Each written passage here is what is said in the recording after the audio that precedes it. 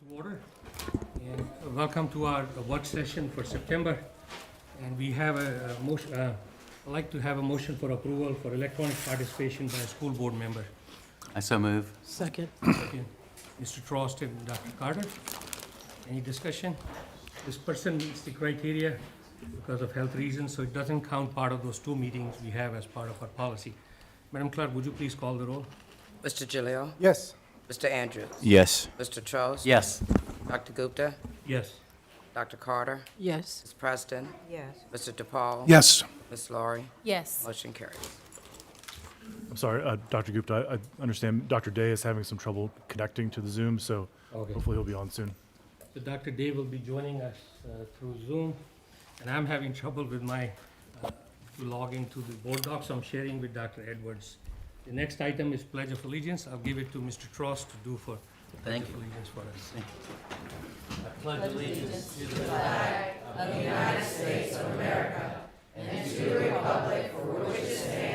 One nation, under God, indivisible, with liberty and justice for all. Thank you, Mr. Trost. Thank you.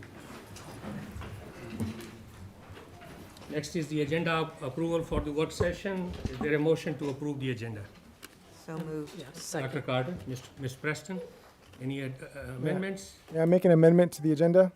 I would like to give a 1 to 2 minute update on the distribution of constitutions.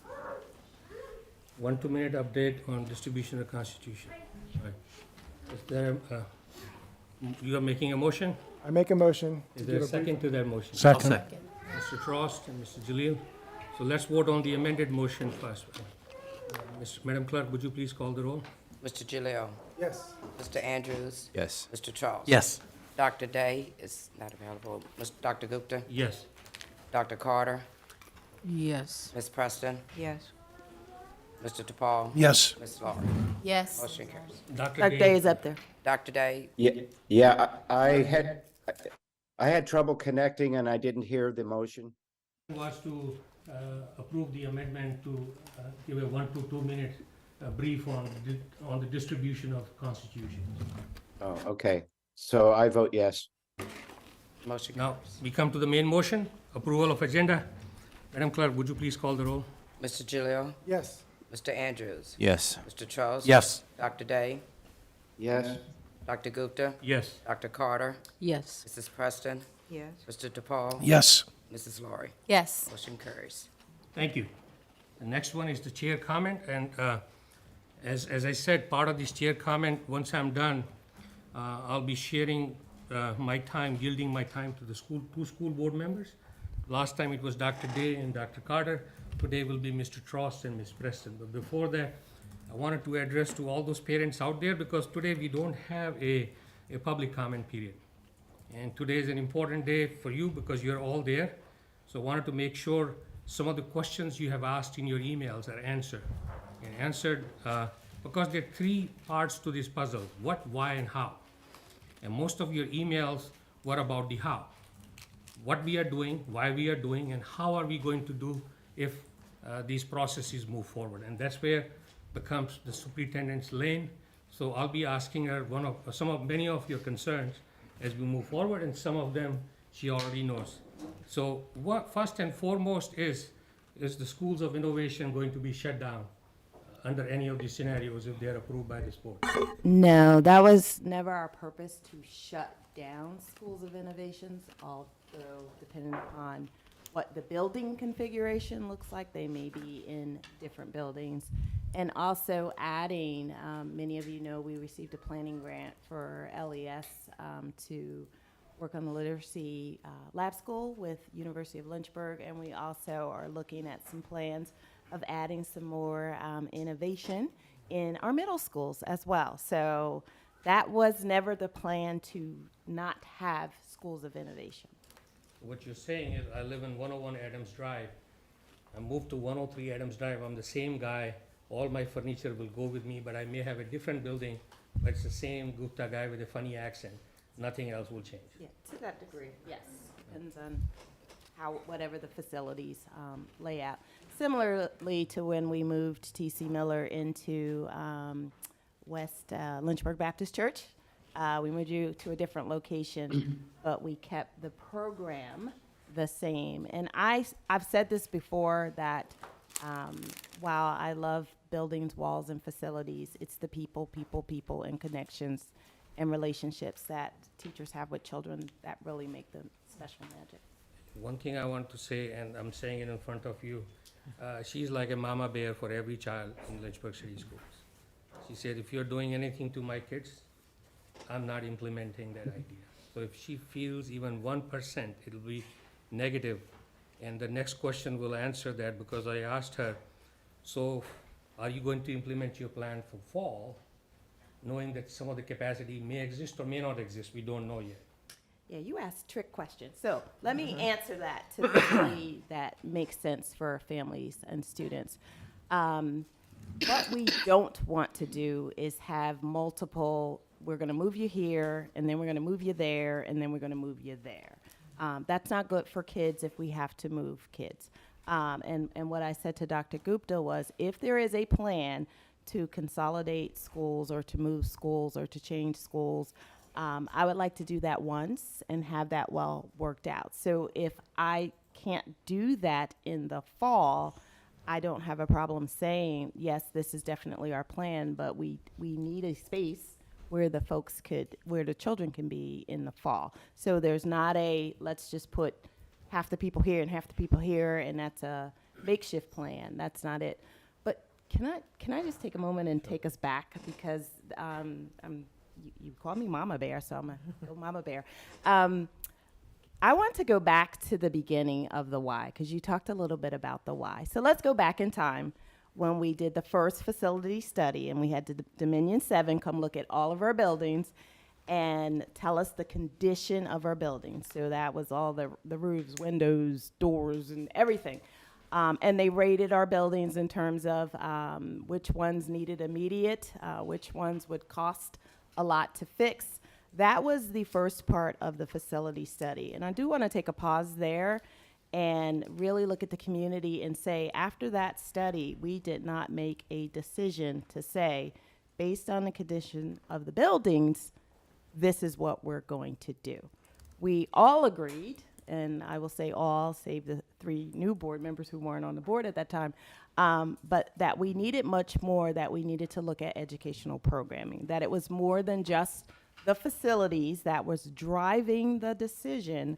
It really was, what is the future of education that we want for our students here in Lynchburg? And that's how the second study came out with MGT, which looked more at the programming.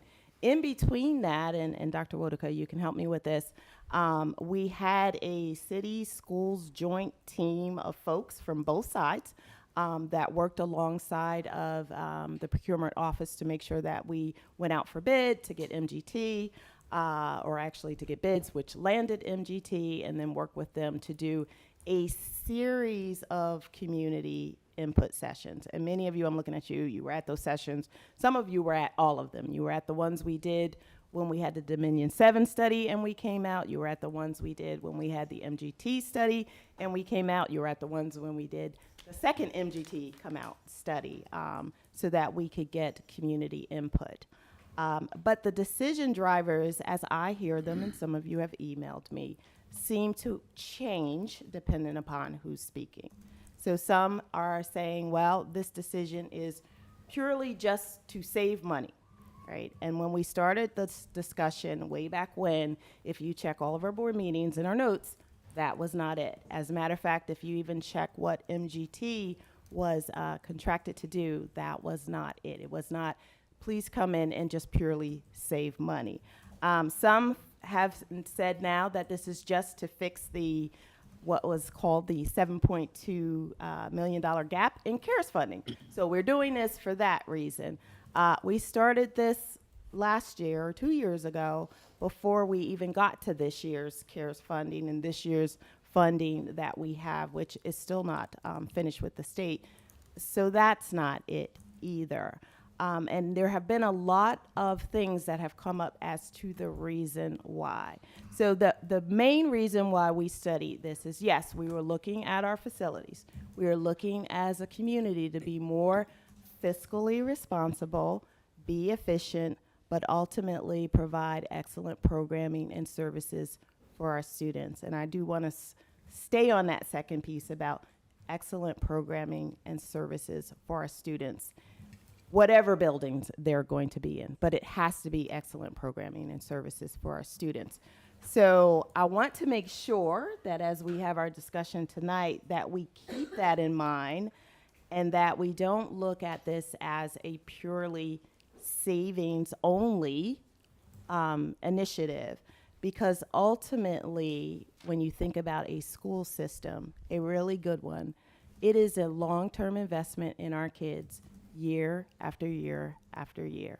That is just the nature of the business of public education. It is not a, let's save this year, let's save that next year, let's save this and move forward. So I want to make sure that we are all on the same track when we start talking about what really are we trying to do in this community. And I say that to say, yes, we all need to hold ourselves accountable to being fiscally responsible. And in fiscally responsible, yes, one of the things we have to look at is, should we be consolidating buildings? I said that from the very beginning. You all can go back and look at earlier board meetings from last year when I said, one of the things we have to be brave is look at the conversation around consolidation, closures, new school, I think was one, and new schools, plural, because there are also communities that do invest in new schools and building new schools for their students. So that in the last couple things that have come to me has been lost as to what we're doing here, and I want to get back to that. There's also been some things that we've been disingenuous, that we've never talked about closures, and that we're here now. We have talked about closures from the very beginning. We have not hidden the fact that, yep, we may have to close an elementary school. We've not hidden the fact that that hurts no matter where it is. There is not a single parent in here that doesn't love their school. There's not a single parent at home whose school is not on the docket that doesn't love their school.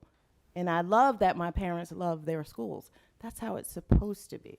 But we did have the start of very difficult conversations that said, we're going to get there where perhaps we have to be a little bit more fiscally responsible with our buildings and what we have to do. So I wanted to address that as we move forward, because that too was something that MGT in their presentation or their recommendations, it did have some building of new schools, some consolidations, some programmatic things. The other thing that I do want to address, since you gave me the mic, is just to talk about the cost drivers and to the community. And Dr. Wotica did a great job of orchestrating so many opportunities for input, whether that was at our open house meetings, at our presentation meetings, our focus groups with various groups, our surveys, coming back out, a lot of opportunity for input, and MGT did put that input together as to what the community felt. This division too, and I'm just going to pick one of them when I talk about early childhood education and pre-K. 2 years ago, we invested in additional pre-K classes. We piloted pre-K 3. We have 2 of those classes. We put out there a discussion about early childhood in this community with the school board, with the community, even at the joint school board meeting.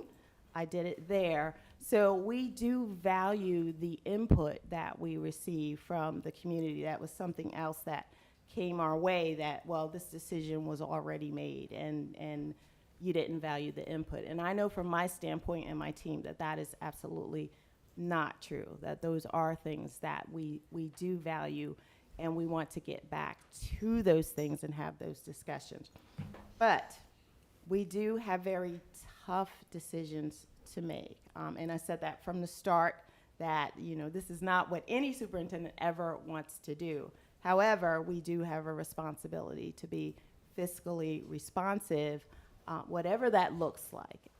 Here's what I want to say about what happens next, because I do not have a crystal ball.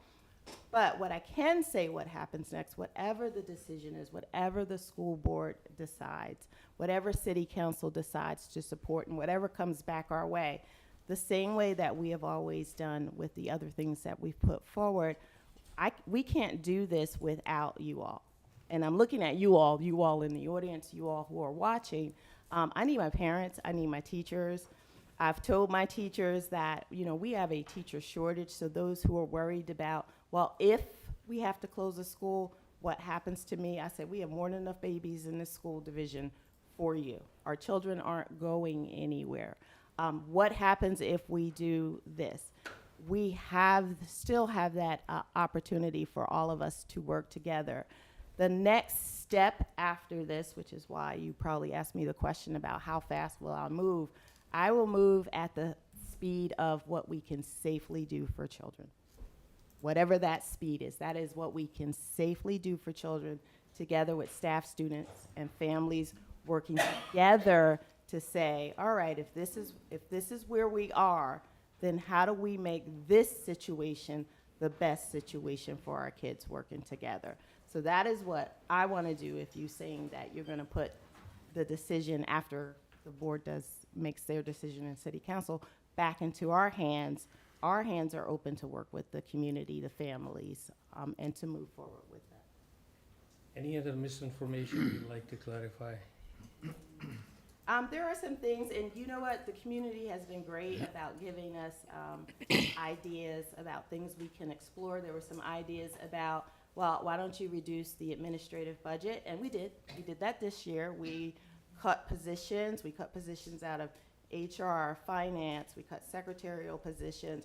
We cut the communications department, and I'm grateful for the work that they are still doing here. And we've tried to move some things out. We've taken salary freezes for some of us in the administration to make that difference. So that was done. There was a question about solar initiatives, and I do want to give Dr. Wodoka just a quick second, because he was real excited. Playgrounds and solar are two things that he gets really excited about.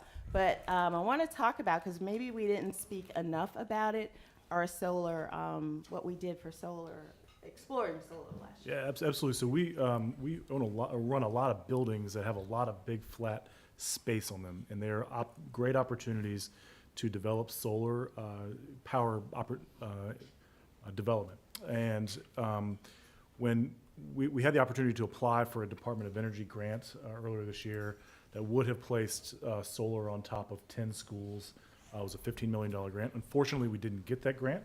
I think there's a variety of reasons for that. But the good thing that we got out of that is that we did a tremendous amount of analysis that showed us how we would do that, what kind of cost savings would be generated as a result of that, how we would structure potentially a financing plan, how we could reinvest some of those savings potentially in other energy efficiency and savings opportunities, and most importantly, how can we use that opportunity to develop instructional programs that speak to sustainable energy and other renewable energy opportunities. And so we spent a lot of time working to develop that. We have to kind of go back and punt a little bit because we have to figure out another way to finance the project, because we just weren't simply successful in the grant, but there will be more opportunities in the future. And it's something certainly that we are working very hard on. And in this sort of similar vein that we're doing and working on our electric school bus opportunities, that's going to save us money and save opportunities for less emissions and that sort of thing. So very much on board with that. We're very excited about the potential that our facilities bring for that to, again, save money, but also be more responsible with the environment and create opportunities for instructional programs in the future. And one other thing was just about the School of Innovation process. And again, I appreciate all the parents who gave us feedback, particularly about how we could better communicate that to the wider community. I mean, that's something that we usually do in, I think, the springtime when we're about to do enrollment, and whether or not that we at the downtown office or central office are capping the number of students that can attend Schools for Innovation. So, Ms. Pugh, if you don't mind, just talk a little bit about that process. Certainly. In the process, we really begin the conversation in January, late January, early February. And part of that includes me having a conversation either over the phone or via email with the principals, who are the principals for the Schools of Innovation, to ask them what number of open seats they will have at each grade level. That helps us determine the number of students that get in. So they send me that communication, and that's the number that we go by. So for instance, if a principal were to tell me that they only have 10 openings in kindergarten, then we're going to place, the random 10 students that are in that drawing.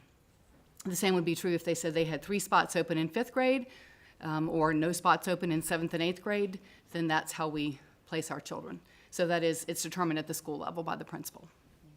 And then last is just about class size. So you all have heard us talk about class size reduction, funds that we get to keep the class size at a certain size, and that is determined by VDOE for grades K through 3, and that has a lot to do with the free and reduced lunch economically disadvantaged numbers in each individual school. Most often that's somewhere between 19 and 24 students per class in grades K-3.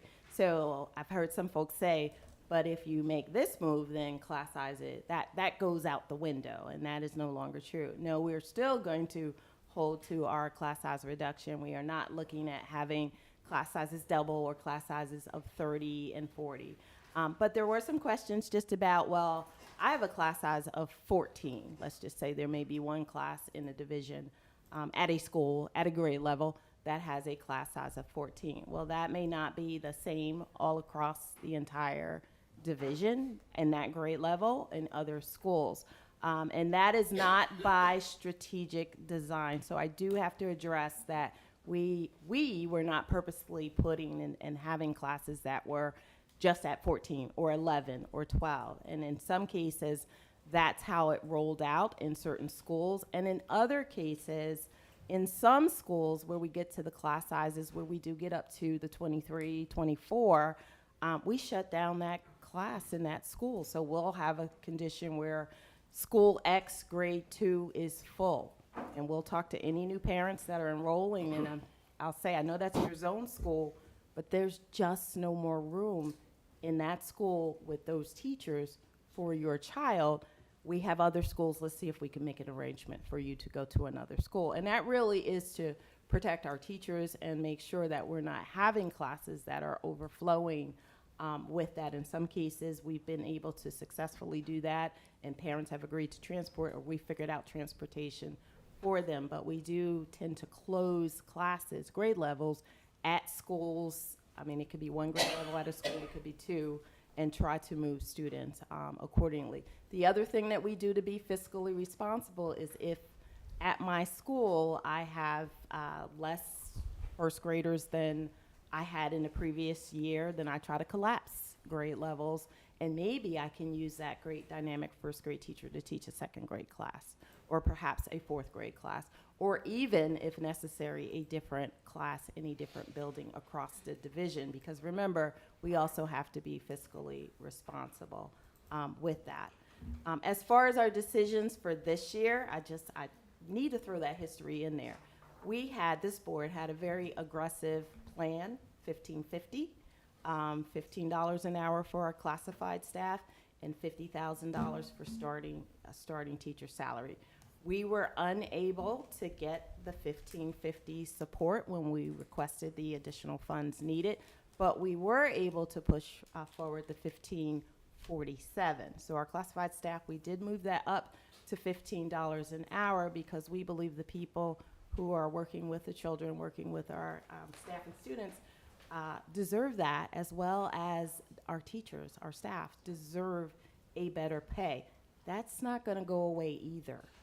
Right? That is not going to go away. And you heard me say 1550, 1547, that's a good step in the right direction. It's not a good stop in the right direction. We still have to move forward to continue to support our staff and make sure that we have equitable salaries. And that decision was made with this school board to say that 1547 was so important. We stripped our budget of everything else so that we could pay our staff. So those of you who have a question as to why would you use some CARES funding, why would you do that, at the forefront of those decisions were the people who work with our children, and that's our staff. and we want to support them. We want to continue to support them, and we want, you know, the city to support us with supporting them, as well as the state. And hopefully we'll have some state budget final numbers next week in our calc tool, so we'll be able to see that. But that's also important as well. What happens with teachers and staff working in the current schools? The other news out there, they'll all be fired and let go. Well, I'm not trying to fire anybody, and I'm also not trying to get fired, so I want to keep my entire staff, and I think our children deserve the great teachers that we have here. And I want to keep them, and I implore the board not only to keep them, but let's continue to try to pay them better while we're keeping them. And the other piece of information was about savings, that why don't we go to GLTC buses? And I looked back into the school board meetings 10 years ago. That idea was discussed in the school board. The problem is GLTC doesn't run routes through every street in city of Lynchburg. And it was not okay for the board, for these kids to walk half a mile or more to catch a GLTC bus. If the bus is running late, then what happens to them arriving at their school late? Will the principals let them come as and when they arrive? With the school buses, we are able to control the arrival and departure times. So that issue was discussed in Lynchburg City School Board. I don't think any one of us were there on the board at that time, but talking to the people who were on board at the time, they said the board decided not to pursue that. So it's a recycled idea. Maybe if the GLTC has improved their routing, it could be reconsidered, but that was, you may be on GLTC board at that time, right? So it was, that idea was reconsidered. And in terms of administrative costs, I asked somebody I said, drive around the admin building and tell me how many cars are parked.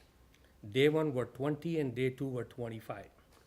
And I ask you, any one of you, you walk around this building from third floor to ground floor. If you find more than that, I'll give you my car. That's a promise. So this admin numbers are inflated. They are coming basically speech. All these positions, they count as part of your administrative budget. Am I correct in? Or in here, yeah. So HR, finance, communications, superintendent's office. In terms of the administrative category of the budget line? Yes, yes. And there were other things in that budget line as well. Some of that would be the student support, behavior.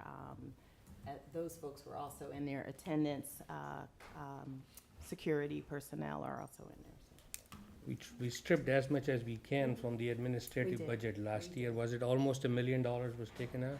Well, I don't remember what we cut. $500,000. Half $500,000. a million. So,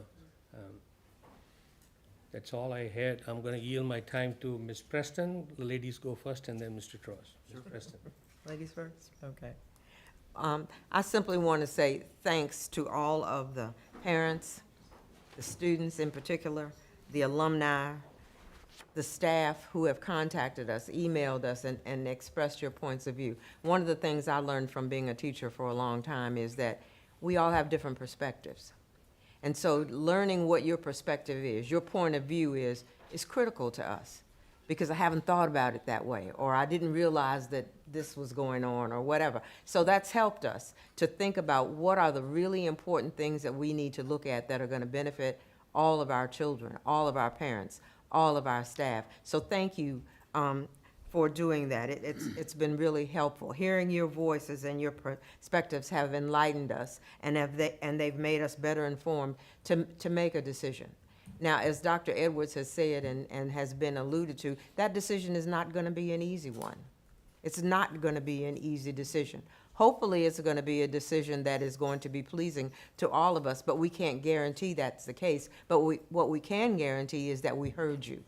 We heard your point of view, we've heard your perspective, and we are going to do what we believe is best for the children in the city of Lynchburg. That's our goal, that's our intent, that's what we plan to do. So please be confident that that's what our mission is. So thank you. Mr. Tross? I want to echo Ms. Preston's statements. I received a lot of communication from individuals that have a vested interest in what's happening, and I truly appreciate that. I'm not a big email reader. I read all of the emails, did the research, followed links. It's very important to us. None of us on this board takes this decision very lightly. Ideally, we want to minimize any disruption to the students because the students are our priority on this board. That's our priority. Our staff is a secondary priority. Students are our main priority. Staff are a close second. We want to minimize and ideally have no disruption, but that's not reality. Reality is that we have excess capacity in our city school system, and we have to handle it and deal with it. This has not been something that just happened, in the past 3 months. It's been ongoing for multiple years, pre my tenure on this board. It happens to be in our lap at this point, and we need to handle it, so we're going to handle it. And we want to handle it with the least amount of disruption, and at the end of the day, hopefully provide the best education for our students. And we want to improve all of our students' education position. That's our goal. So whether it's a school closure or whether it's different school layouts, at the end of the day, we want the best for our children. And that's my goal. I believe that's everyone's goal on this board. It's not an easy decision. Finances is a secondary concern. It was never, facilities was a primary goal. And I met with different individuals and talking financial issues. Yeah, that's something it happens to be important, and where there's some budgetary deficits need to be addressed. But the facilities study was a primary factor and goal behind this, and it's been going on for years, dating back to a task force prior to the consultant arrangement. So we're coming to what we hope will be the light at the end of the tunnel. And from my perspective, I want the best for the children, as I know you do as well. And one other thing, throughout the emails I received, the majority of them, it was all about the programs, the teachers, the staff. It wasn't necessarily about the bricks and mortar. So there were some things about the bricks and mortar, but really the programs, I don't think are going to be going anywhere. The staff are not going to be going anywhere. I am a little concerned about disruption to children if they have to put them in a different building. That bothers me. But we'll have to address the issues as they arise. And of course, our number one goal is making sure we maintain the best educational experience for our children, and that's what I intend to do, and I think everybody on this board intends to do. But I do truly appreciate the input, appreciate the feedback, and hopefully we'll come to a decision that is the right decision for everybody. Thank you. Thank you. Just wanted to mention one more thing, the historical context of facilities study. I'm pointing my hand like this to Ms. Preston. The facilities task force was established pre-COVID. Ms. Preston was the co-chair with Mayor Gillett. At that time, I was on the task force. Susan Morrison was there, and there was 2 city council people, I think Bo Wright, and there was another one. Maybe Councilman Wilder, I don't know who was the 4th. I don't remember, I'm getting old, but, so then COVID came, and that task force basically became virtual and then inactive. Then about a year and a half ago, that came to the school board, and that's where Dominion 7 came into picture, to do that study internally. So this thing has been in motion for a while, and that's what you were alluding to. And Ms. Preston was not on school board at the time. You were co-chair of the task force as a community member. And so that task, Dominion 7 came, they did the preliminary study, and then we had MGT came. Dr. Edwards, I forgot to ask one question about DSAG order and close to home rezoning. What's your question? Means I know we need the DSAG order to clear it for the future.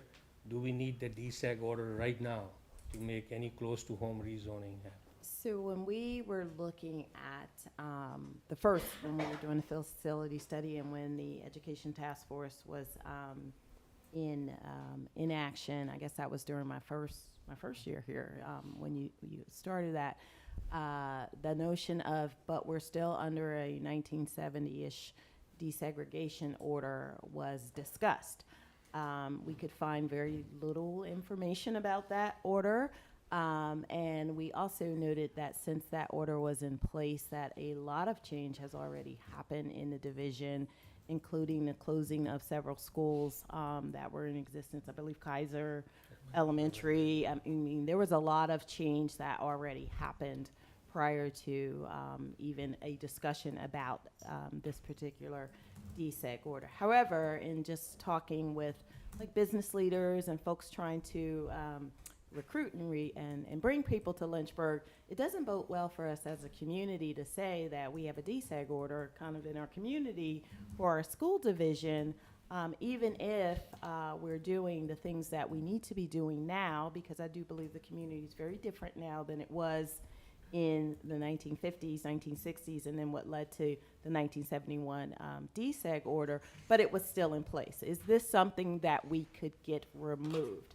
So we started the process of, well, we don't know, I didn't know anything about that, working with the attorneys, and that's when we looked into what does it take and what have other communities done to actually get from under the DSEG order, which is really to declare unitary status. It is not to go back to segregating schools and things like that, but it really is to show the things that you have done over the years and what your future plans are. So we looked into that, and that's when we discovered that there are these green factors, and we've talked about those several times, of what communities have to meet. And we were curious, like, well, where do we stand with these green factors, and how might we look against other communities that have also done this? It was never done as a reason to say, hey, now let's see if we can go forward with a facility study. In fact, the Education Task Force was formed well before I even started looking into the unitary status and what that was all about. So you do not need one to do the other in terms of that. Now, as to what happens if we have to, so some folks are like, you know, rezone now. Well, rezone where? Where are we rezoning to? And I, as I said, I don't want to rezone kids to one place and then turn around and say, well, we're not going to do that, so rezone them again and rezone them again. That's just not what you want to do to communities and families. So part of what we were doing is, well, what does the future of education look like in Lynchburg City Schools? And then how can we, depending upon whatever the board and city council decided about facilities, how can we reimagine our students in those spaces and places while also still considering those green factors, so that we make sure that we are not doing anything that we have, you know, one school that is, you know, the all green school and the all blue school. We don't want anything like that. We want to make sure that we're being responsive. So that's where the investigation into the unitary status came into play, and working with the attorneys to see if we could do that work. And the delay happened as a result of the legal advice to not pursue it at this time, but we'll be doing it at a later phase. Yes. Thank you. So I'll move on to the next agenda item, which is, I'm sorry, go ahead. Yeah, just ask, Yes. just because this question comes up in terms of the process. And I do think our community, we all need to be clear on what is the process for what we're doing going forward. So the, you know, administrative team, we were tasked with working both city and schools together to get the consultants.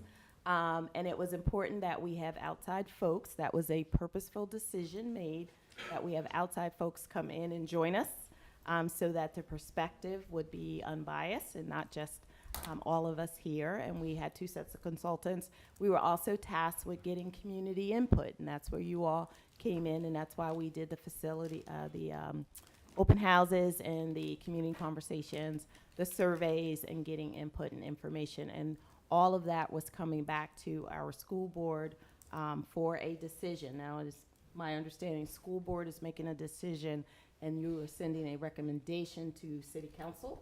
So there's more work to be done after this, and then city council will make a decision, and then that will come back to us as to here's where, you know, here's where we're going, and then we look at how do we work together to make that happen in a way that's appropriate for children. You mentioned Dominion 7. One of the key numbers in the Dominion 7 presentation was the average elementary school population in Commonwealth of Virginia is 400. That's the average. So That doesn't mean we have to be average, but that's a number they projected for a school to be running efficiently. So that's not the driver, but that was a number projected by them. So, having said that, let's move on to agenda item number. You have anything else? I do. Thank you. The agenda F1, Human Resource Report. Dr. Edwards? Yes, and Mrs. Shepherd, who is here, is just going to come up. Normally, we do this in a consent agenda on a regular business meeting, but we are still in our hiring phase, so you want to just kind of go over that real quick? We are. We have a few names that we would like to present to you, Chairman Gupta and Vice Chair Day, Dr. Edwards, and board members. So if you will look at the names that are on the personnel agenda that has been submitted there, we would like to bring those folks on board with your approval.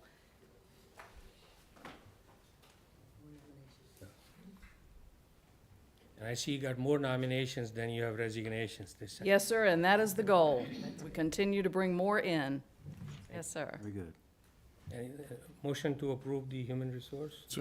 Mr. DePaul? Second. Dr. Carter, second. Any discussion? Madam Clerk, would you please call the roll?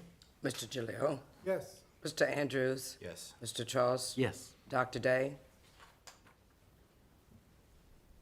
Dr. Day? Yes. Dr. Gupta, Yes. Dr. Carter, Yes. Mrs. Preston, Yes. Mr. DePaul, Yes. Mrs. Laurie. Yes. Motion carries 9-0. Thank you, Ms. Thank you. The next one is Finance and Facilities Committee recommendation, Dr. Day. Okay, well, I had tried to prepare some remarks, but Dr. Edwards has explained much more eloquently than I could most of the things that I was going to try to say. So let me get to the point here. At our last board meeting, everyone remembers that the Facilities and Finance Committee made a recommendation to the board for how we thought the board should go forward. Since then, it's clear that a number of people are not real comfortable with what Facilities and Finance recommended because it was not one of the 4 scenarios produced by MGT. Now, I cannot unilaterally change what the Facilities and Finance Committee's recommendation is, but what I do want to do is, as an individual board member, make a motion for what I think the board needs to do at this point.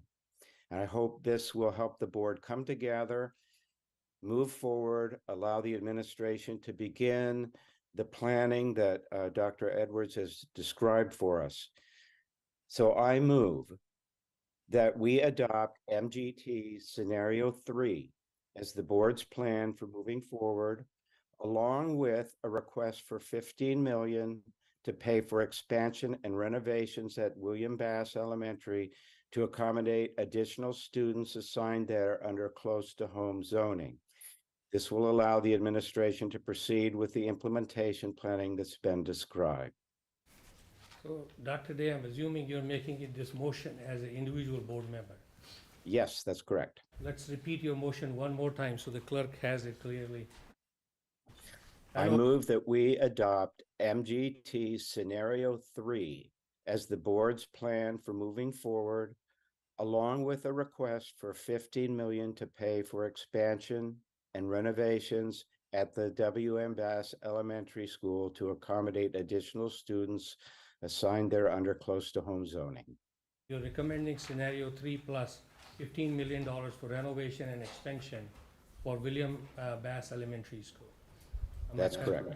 So since it's an individual board member, it'll need a second for the motion to be on the table. Mr. DePaul seconds the motion. So the motion is on the table. Any discussion on that motion? Yeah, I got a question. So, what is conversion mean? 'Cause we talk a lot about closing the school, right? But we haven't talked a lot about what does conversion look like? Does it convert to CTE? Does it convert to pre-K programs? Does it convert to expanded other programs? What is? Right, so, if I may, So when MGT was originally doing this work, one thing to remember is that there were a number of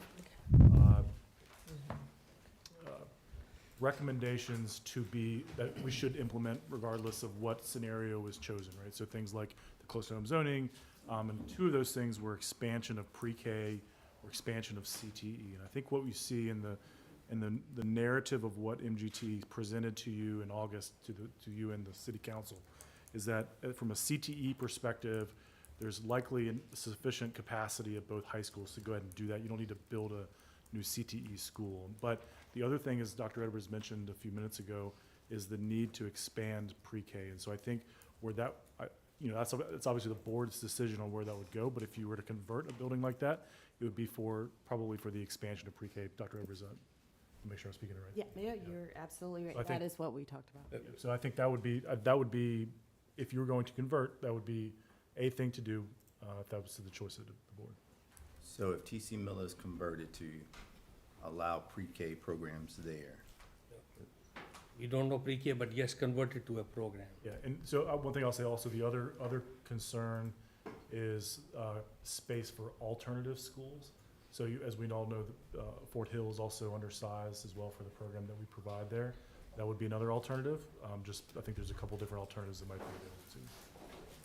Let me follow up on Mr. Andrews with Dr. Edwards. So pre-K, what domino effect do you foresee of expanding pre-K? Because your Paul Monroe has 8 sections of pre-K, right? I'm just, thinking it out loud in public domain. When you expand pre-K, what happens? Yeah.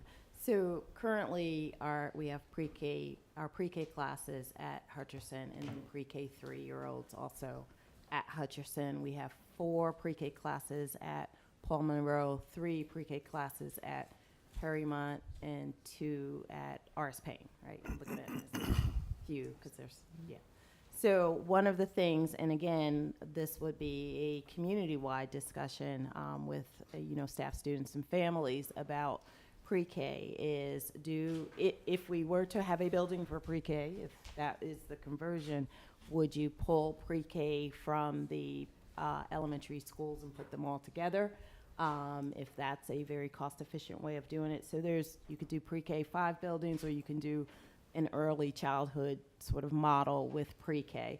And those decisions there are no decisions made on that. Those are just topics for conversation if that were the route that the board and city council would go to say we want more pre-K spaces. And I mentioned earlier, we added some pre-K over the last couple years. We added pre-K 3 classes as a pilot. We know there's a need for pre-K in the community, and we also know what the research says about early intervention, early childhood education. So if you suppose go to pre-K route, are you open to public-private partnership, and what will it involve? I'm open to anything that's going to serve kids. So I'm not too sure what the public-private partnership Like would a face-based? would involve here, and what the rules and regulations are. But if we can, as a community, come together to really meet the needs of our demands for early childhood education, yes, we will work with whomever. Right now, even though we have pre-K in our elementary buildings and pre-K at Hutcherson, Renee Anderson, who's our pre-K coordinator, works with Elizabeth Learning Center, and Head Start. So we also work closely with the pre-K in the community. So yes, we would work with anybody. Ms. Love? My question is, if we're doing rezone close to home, wouldn't the pre-Kers just go close to home? If the model is, and like I said, the model hasn't been decided. So if the model is pre-K 5 buildings, yes, it would be close to home. If your model is an early learning center, then it might be there. And we're also looking at, although we have pre-K students at Paul Monroe, Perrymont, and R.S. Payne, do they stay there? And many of the Paul Monroe pre-K students aren't zoned for Paul Monroe. They are, zoned for other schools, and many of them are from the downtown area. Mr. Andrews? a crazy idea. So if TC Miller's has an 84% utilization rate, which means that there's space in the building, right? If we brought pre-K there or converted to pre-K, does those students at TC Miller get Do they have to be removed out of the building? Can they just stay in the building and just expand pre-K into that school and utilize that school to the best of its ability? So let me be transparent, just so no one accuses me of doing anything. When you're counting our ADM, pre-K is not counted in our ADM. So when you hear folks talk about how many students are at Lynchburg City Schools, of course, our pre-K students are our students. We do get VPI funding for pre-K as well. But adding the additional pre-K students does not necessarily add to our ADM. Now, that doesn't bother me at all because I want the kids. So yes, I can fill the building with more pre-K students, but to be transparent, there will be some that are saying that you're not getting the actual ADM for those students. And ADM is average daily membership. Average, yeah, there's funding, I'm sorry, community. Our funding is based on something called ADM, average daily membership for K through 12 students. So they count those students and that's how they give us our funding. So when we're saying, and you've heard us say this is how many kids we have and why we will report attendance based on K-12 and then pre-K-12 is because of the conversation around ADM. I cannot see Dr. Day is the maker of this motion. I'm coming back to you, Dr. Carter, to make sure that, you have any more comments to make, Dr. Day, before Just one. I'm looking at one of the versions of, it's called the master plan scenarios that MGET put together. And in scenario 3, it does specifically say T.C. Miller would be closed or repurposed to support expanded pre-K program.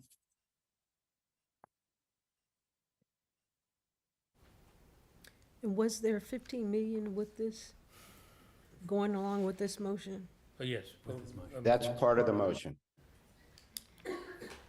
Well, I don't know where to start, but I'll start here. Just from that acronym that I learned last week or 2 weeks ago, the BFOR, the brutal facts of reality, is that when you go into these schools, there are no empty spaces. And it seems like these reports are thinking that these classrooms, they're empty classrooms. And I know just going, it's been a while, but in Perryman, and I was just saying, wow, look at everyone, every space is filled. So, and then now we're gonna close and convert T.C. Miller, close Sandusky Elementary. What are we looking at, almost 600 students? And then we're gonna put these students somewhere, and is the 15 million going to renovate and expand Bedford Hills, Lincoln Middle, Perryman, and then renovate? No, it's specifically for Bass. So we're gonna move them, are they gonna stay where they're, but it's too many unknowns at this point, it's too many unknowns. And then we talk about we're no longer following the DSEG or unitary status. Is there more to that? I mean, why are we not pursuing that? Because we can, and why aren't we? And it looks like every week we're coming in, now we're upsetting parents at Sandusky. They're gonna be closed, so here's another group that's gonna email us. So we're gonna upset them, and now life is too short. There's too many things going on to keep upsetting people. So next week we'll pick another number, or I'll come up with a scenario. And when we talk about parental input, the governor won on parental input. We have a lot of people in city council talk about parental input. We talk about it. We have new people that talk about it like we've never did, the old board members. Didn't 70% of the input from parents come, say, number one? So we can ignore some voices of parents if they don't fit into our criteria? So I want to change that motion. Let's vote for one. I'm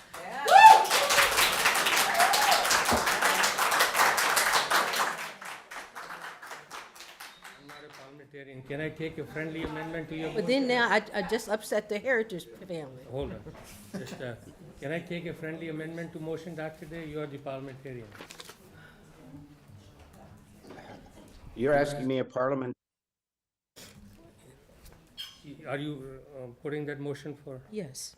he's doing a friendly amendment to your motion, amendment to your motion. And Well, it needs a second, That or needs it a can be second. discussed. Yeah. So, you put a motion forward, so can let's I see a add second something and else see if to we it? can. But since you put a motion, so let's take a second and we can continue discussing. Is there a second on that motion? I'll second to discuss. There's a second. So the motion is on the table. Go ahead, Dr. Fry. Well, I know one of the council members said themselves that the city's looking at 62 million to pave, to put in cobblestones. So the city has money. I don't, just the value, how does the city value public education? But to move we're talking about two groups of students, to move them, do all this renovation, expansion, and there's no commitment from council saying they're gonna give us all this money to do this. And just over the several years, we have put so much money into CIP from our CARES funding, and if we get some of that money back, we'll be halfway to a new school. We put a lot of money from the CARES into that, and every year they just cut our budget because there are this CARES funds. Other discussion on the amended motion, Mr. Trost. I have a similar question. In the logistics of closing these schools, whether it's 600 children or whatnot, I just want to make sure that if we have and we don't have the commitment, but if we've got this money to expand Bass, and I'm not sure what, if the funds are there to renovate the other schools, what's the timeline? Can we meet the timeline in terms of if we were to close Sandusky and close T.C. Miller? I don't want to be moving these children twice. Exactly. And I just don't see how we'd be ready to move these children and house them in another facility until the Bass expansion was done and the other schools were renovated. So I guess that's one of the questions I have, is just the timeline, because I think I just don't want to have to move these children twice. And I can't imagine, we do have excess capacity, but I would hate to have to move them twice. You're blowing up these schools and putting these children and spreading them around wherever there's room, and then we're gonna expand and renovate some other schools, and we're gonna pull them in, yet change them again. So I guess the issue is, are we able to do the expansion and renovation prior to closing the schools, and if this were to be the scenario we went with? There are so many logistical questions that, for me, it's difficult to make a decision. I mean, if you say, so we're gonna close T.C. Miller, but we're still gonna provide instruction that's typical for T.C. Miller, provided where? Or if we say we're gonna close Heritage Elementary or convert Heritage Elementary, convert it to what exactly? And where are these students coming from? And where are the Heritage Elementary students gonna go? There are too many things that, to me, are just kind of up in the air. I can't vote for something when I don't know what it is I'm voting for. And I think I share your sentiment, and that's why I'm wondering do we need to have a project plan attached to these scenarios in terms of, if you do this scenario, Step. this is a timeline, it's Microsoft Project, when I did project management, you have a timeline, and this milestone has to be met before you can do this and this and this. And it may ultimately get to closing T.C. Miller, but I want to just make sure that we have Looked at it. is something that's I can rely upon, so that we're not just dispersing these children among the city. And maybe we have that. I haven't seen it. I just want to be able to see that, or at least lay it out. Does it mean it slows the process down? I don't like to slow the process down, but I think it'd be much wiser to have that plan in place. And right now, I just don't feel comfortable that we have a plan in place to be able to educate these children at Sandusky. And I mean, as I understand this, you're closing T.C. Miller also. So even though you don't have T.C. Miller in the close, I view this option 3 as you're closing Sandusky and TC Miller, which, based on the consultants, if that's the right thing to do, but I gotta have a plan in place, and I don't think we have a plan in place to be able to house those children. And to be able to provide the innovative schooling classes and the STEM and the music and the arts, all the good things that those schools do. I mean, I've been to Sandusky, the facility's in rough shape, get it. TC Miller, I think it's a pretty rock solid school, but, I'm not an architect, but, but I just want to know that we have a plan in place, and I don't feel comfortable that we have a plan in place with certain milestones that are gonna be met to house the children. Go ahead.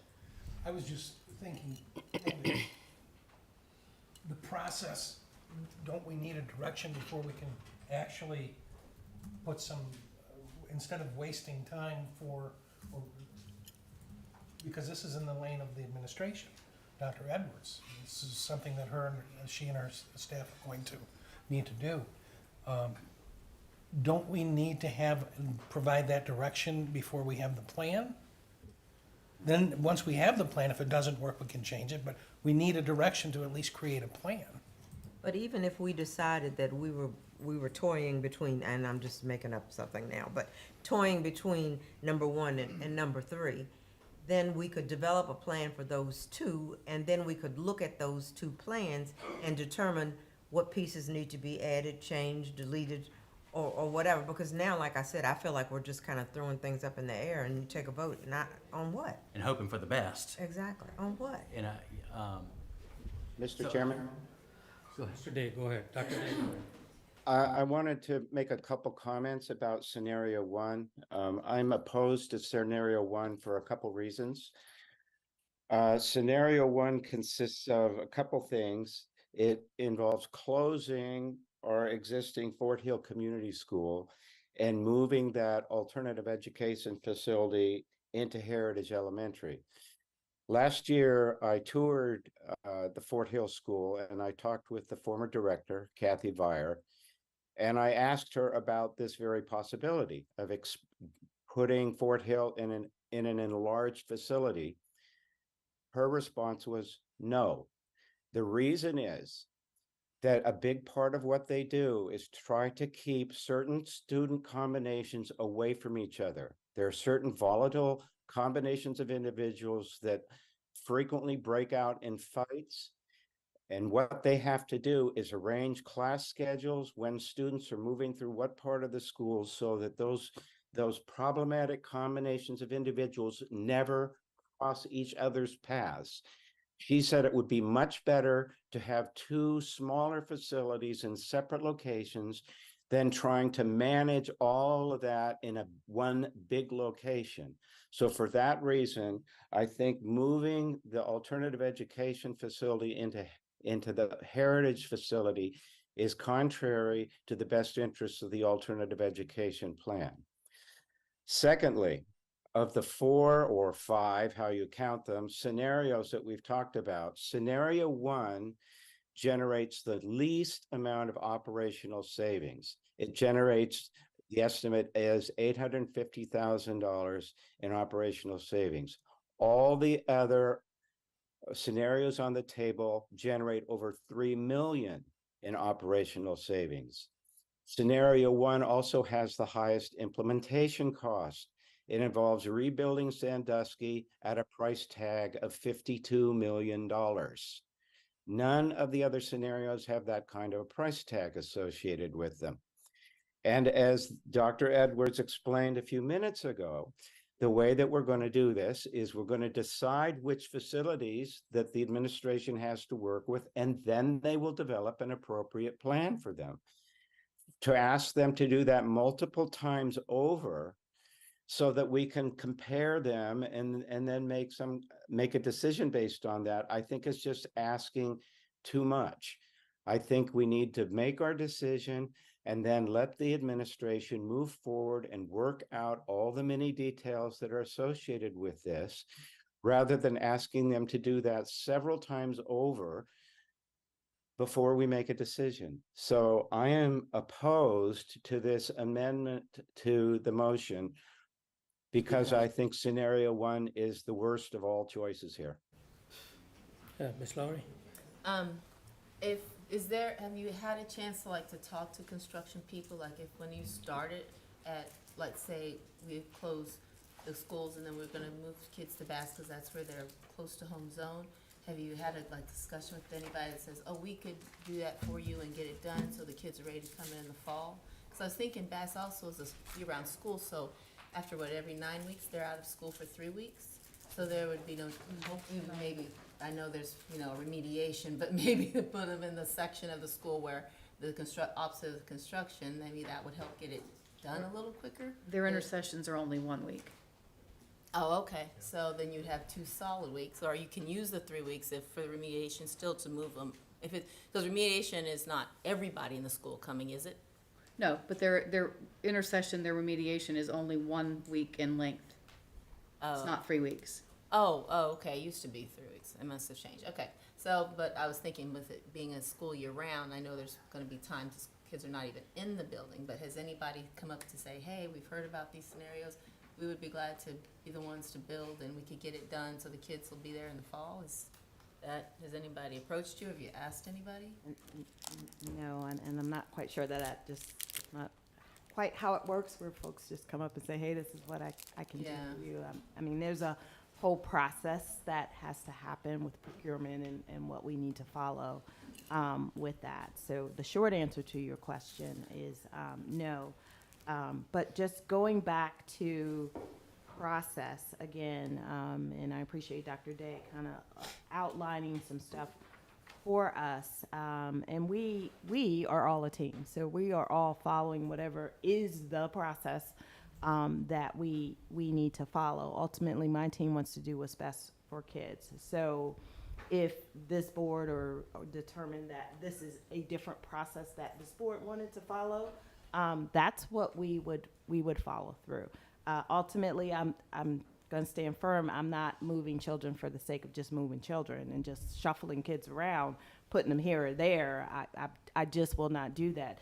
Part of the plan might be if you made a decision, this is what we're going to do, and then go back and work that out. And I'll say, all right, well, the earliest that we can put in place this part would be here, and then this part and this part and this part, and we would be very thoughtful in doing that and working with staffs and community to make those decisions. So, I mean, that's the quick and short answer. Yeah. Dr. Carter? What is our feel, are we assured that the council is gonna give us 15 million to do any of this? And where are these renovations on our CIP plan? Dr. Carter, these scenarios have been out there for months right now. With all due respect, the light bulbs are coming on now for all kinds of questions. So where were these questions prior to today? Well, I'm talking about going forward. If we're renovating, my question is, where is this on our CIP budget? Are these already, that's not a question that I had to ask before, because we have a CIP plan. And are these 3 schools already, I know RS Payne is for something, but how far down the road, and can we move these? Will this lend us to move them up quicker? Stagger them. Yeah, so I think that with respect to CIP, of course, that's managed by the city. So what the city is sort of waiting on is for the school board to make a decision on where they're going. And so these renovation projects don't exist in that plan yet. And if you look at this document that we shared, there is sort of an outline of time frame. Not nearly as detailed as what Mr. Troshi might be looking for, but there is sort of an outline. And I think there would be, the ideas that are contemplated here are going to take years to develop, right? I mean, these are processes. So I just want to point out, and some of you weren't here when we started, but just the Dunbar Middle School heating project procurement process took us 4 months, right? Because just the way the law works, and so it does take some time to do these things. And so I think just knowing that and understanding that and having that in the plan is really important, which is why we do a master plan which is why we're doing this process in the first place. So it's a great point. Oh, Mr. Trost? And one of my concerns with the timeline, and correct me if I misheard or misunderstood, was I know we have a timeline to try to get Dr. Edwards a decision from our board. And my understanding was that timeline, that date was so that we could implement these changes for the upcoming school year. And I guess is that correct? Yes, and let me be clear, because I did give you all, I said, if you are expecting us to make Right. big changes in the fall of 2024, to be fair to families, staff, us, everybody, and to make sure that we're thoughtful, I would need to know that by November 1st. Now, if you're not making changes for fall of 24, that's a different story. I just didn't want you to pull that on this community and myself in this. Exactly, and that's my understanding was.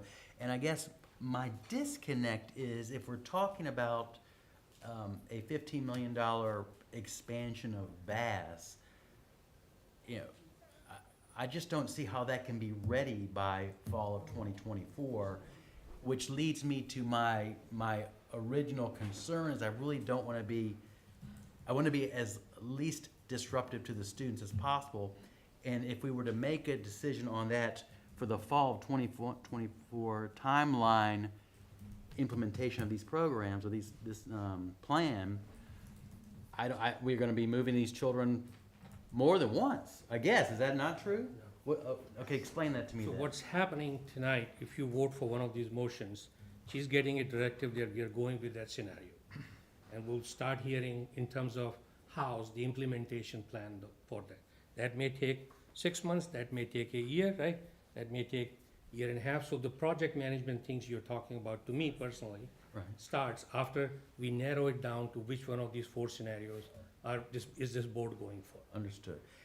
I guess my concern is, does that mean you're talking about closing, on scenario 3, closing Sandusky and closing T.C. Miller for the fall 2024? Again, Yes or no?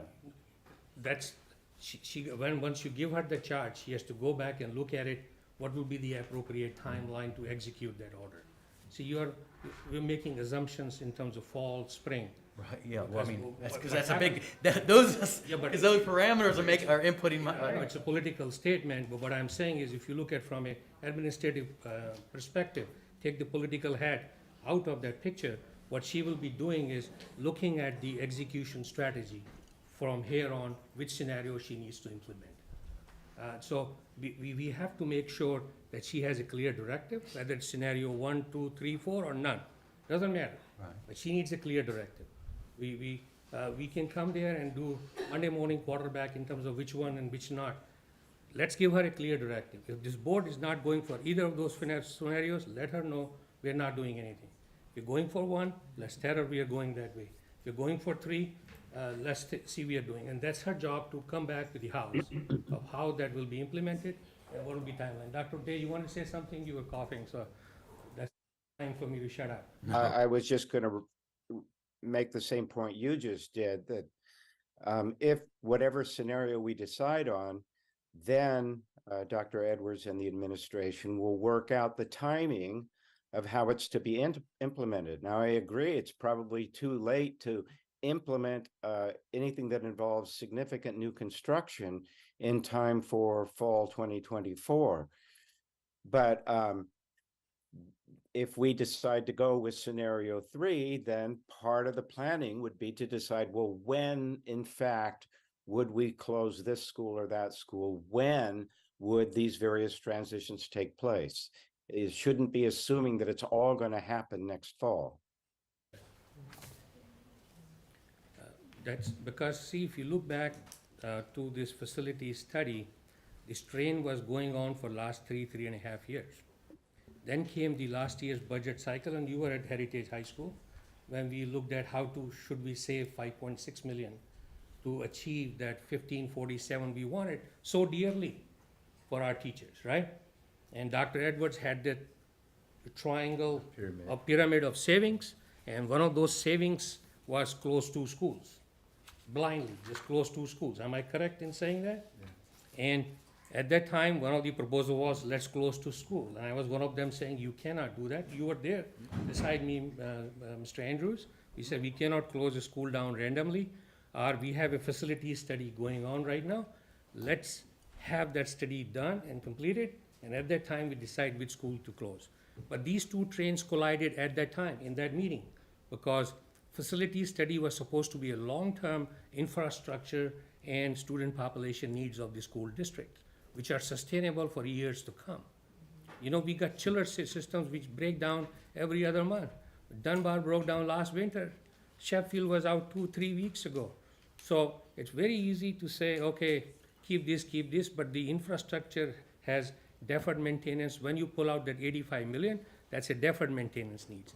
The maintenance which should have been taken care of it year by year basis, but we decided not to do it. So it's accumulated, and it has accumulated to that amount. With the result, I was at Sandusky yesterday. One side of the building has 50-degree temperature, the other side has 85. We did Band-Aid solutions to have plywood between the classrooms where you can hear from one classroom to the other. So this is the reality of the classroom. That doesn't undermine the quality of education these teachers are providing in those classrooms. But the point is, as a school district, it's our moral responsibility to provide adequate quality infrastructure to these students. So these two trains collided in month of April, Mr. Andrews, when we met at Heritage? Yeah, Where Heritage. the savings pyramid brought in 2 school closures. Before that, savings and facility study were going in a separate direction. So to answer your question, when and where is the second phase of it, but I can assure you as one individual board member, there'll be no rush for pushing it down the throat, whichever decision we pick. We gotta take time and do it right. Dr. Edwards, right, is that the, doing it right will be the most important thing.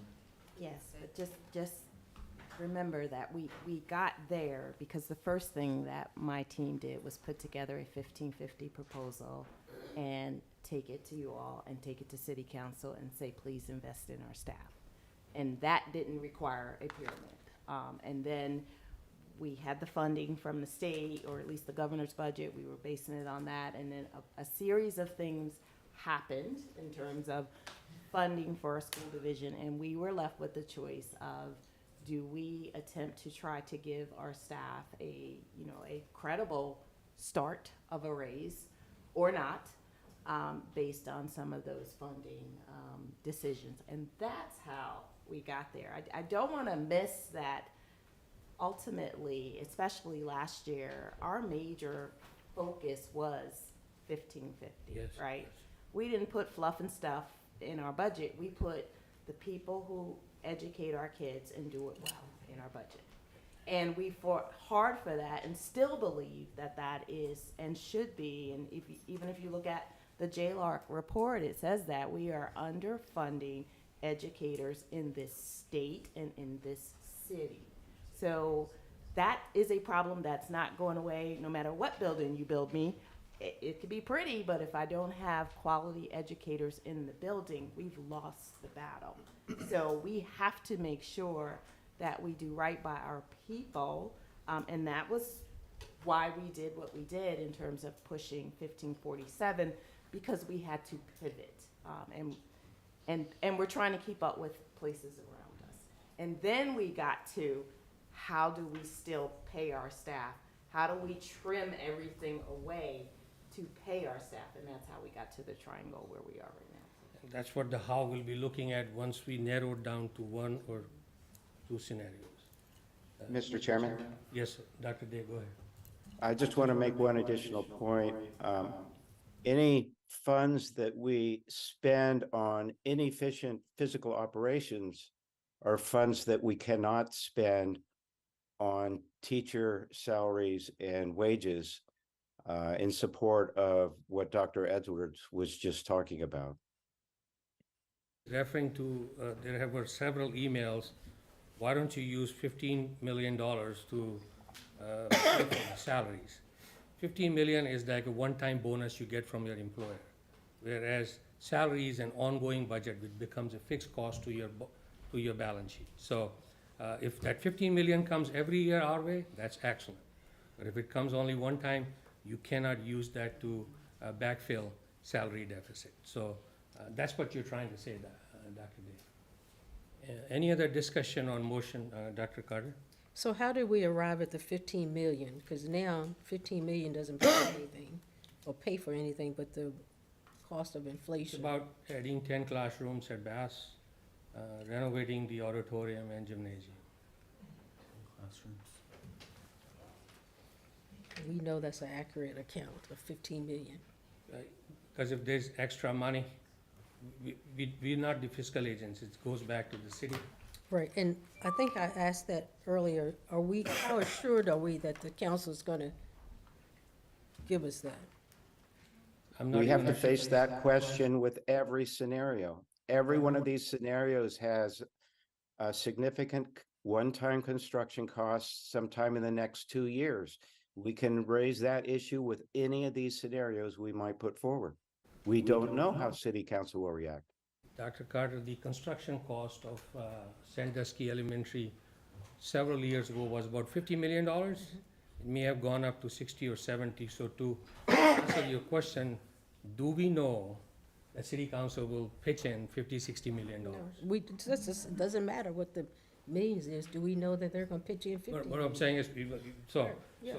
that's what the point is. For every scenario, we got upfront cash, and we don't typically ask. So once the scenario is narrowed down, the next step is we'll be on the doors of the city council for their ask in writing. Any other discussion on the amended motion?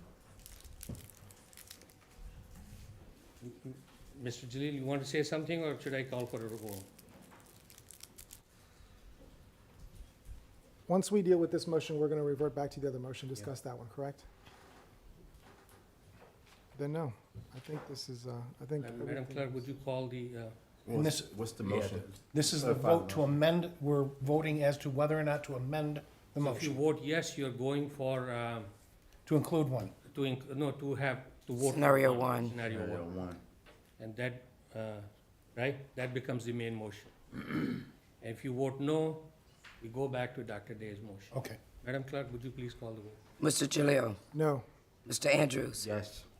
Mr. Charles, Yeah. Dr. Day, No. Dr. Gupta, No. Dr. Carter, Yes. Mrs. Preston, Yes.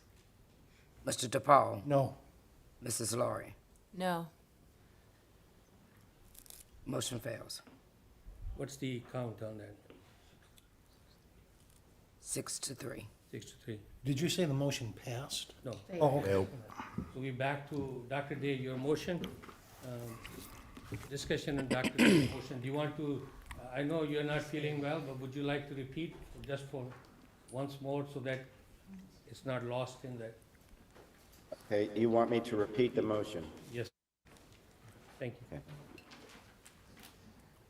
The motion is that we adopt MGT Scenario 3 as the board's plan for moving forward, along with a request for $15 million to pay for expansion and renovations at WM Bass Elementary. Any further discussion on Dr. Day's motion? I would like to make a friendly amendment to Dr. Day's motion. And I will need some help with this. If it is true that in the fall of 2024, there is an opportunity to implement one of these scenarios, but that it's not absolutely a fixed timeline, and that the reason is because the superintendent's team has to now, if we pass something here today, look at all the factors concerning it in order to decide exactly how to move forward. Then by adopting this friendly amendment I'm about to give, the motion to adopt scenario 3 will not only, we will not only be able to move forward on this issue instead of kicking it down the road further and further, which is stressful in itself for everyone around, but we can turn it into a challenge that all of us can get behind. So, my proposal is to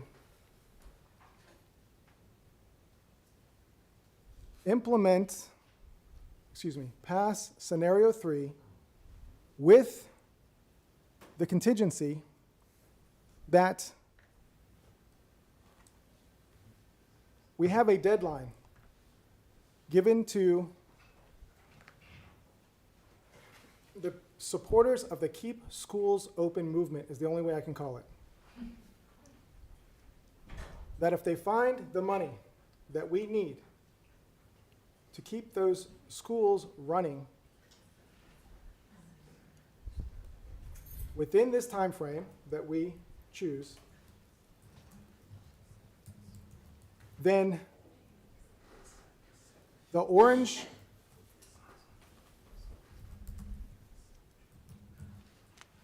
bar here that says close or convert can only go to conversion by doing pre-K in that building or adding pre-K to that building. All the other things can remain the same. However, if the money is not found, if the challenge goes out and the money is not found, then both of these scenarios, both of these options in this scenario is open for the superintendent's team to fully adopt moving forward. So, let me, I'll simplify that in a moment, but go ahead, Mr. Andrews. So I just want to make sure I'm clear. So you're saying you will choose scenario 3 if it allows TC Miller to remain open, the students are present there, and add pre-K also? If the money's found. If the money is found? That's what he said. And yes, now, I'll leave it at that. I'm not adding to the motion, but I will clarify and summarize and try to concise it by simply saying that I believe with this number of people that have come together to try to support keeping the schools open, that if they were given the opportunity, they could find the money. Now, if you go ahead and ask City Council for whatever amount of money, they can approve it or reject it. I know of one way where we can go around that and no longer be shackled to those parameters, or to that item, that problem. And that is something I've gone through before in another state, and that is that we had something called a ballot referendum, where we put forth a 1 cent, 2 cents, 5 cents ballot initiative to ask the people directly if they would support our city schools. And this actually works out in the favor of our entire school system, this whole controversy, because now you have an underdog situation, and people go for that type of thing. You have a challenge for the entire community going around. What are they going to say? They'll say something like, save our schools. That will be, let's say, the motto. That is something an entire community can rally around. And the reason I say that is because in the other place I was at, sometimes that thing won the ballot initiative and sometimes it failed. Sometimes it won by 120 votes, sometimes it failed by something similar. But with so many people gathered together around this challenge, I think they can do it. And I am 90+% sure that it can be done and have millions of dollars come into the school system through a ballot referendum. Too late to do it for November 2023. Easily done in 2024. As a matter of fact, there's more than enough time to start in the summertime, or early, before that of course, and then move it into the public eye, slowly but surely, and gather enough votes to simply pass the referendum onto the ballot. To first get that referendum on the ballot. Shall Lynchburg City Schools be given 2 cents of our tax increase dollars directly to the operating budget, whatever our decision is for that at that time or before that. That gets on the ballot and we push it. Wearing t-shirts, look at all these t-shirts, look at all these things that they're doing. They can easily gather the favor of 51% of the vote in Lynchburg and pass a ballot referendum giving the school system that tax money, which will be all the millions that we need to be safe from harsh decisions. Easily done in 2024 if we can simply survive with what we have and implement this as a pathway forward for now. At least we're moving forward with this, and then we have that to make everything better. That's my, What's your motion, so that she can So- write it down. okay. Write the whole thing down. No, No. The motion. Oh, my gosh. So, question, We really should have a motion before we discuss yeah, it. let's have a motion and second, and Okay, so let me read this. let's put it in two lines, what your motion is. What would you like?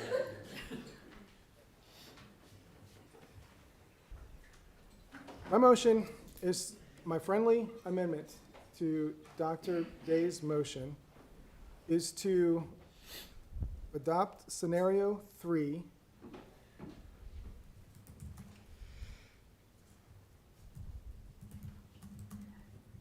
with the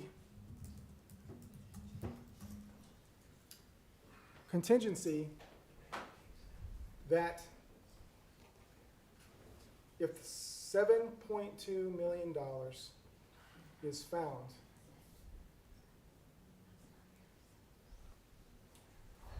which is needed to remedy the deficit we're going to encounter in 2024,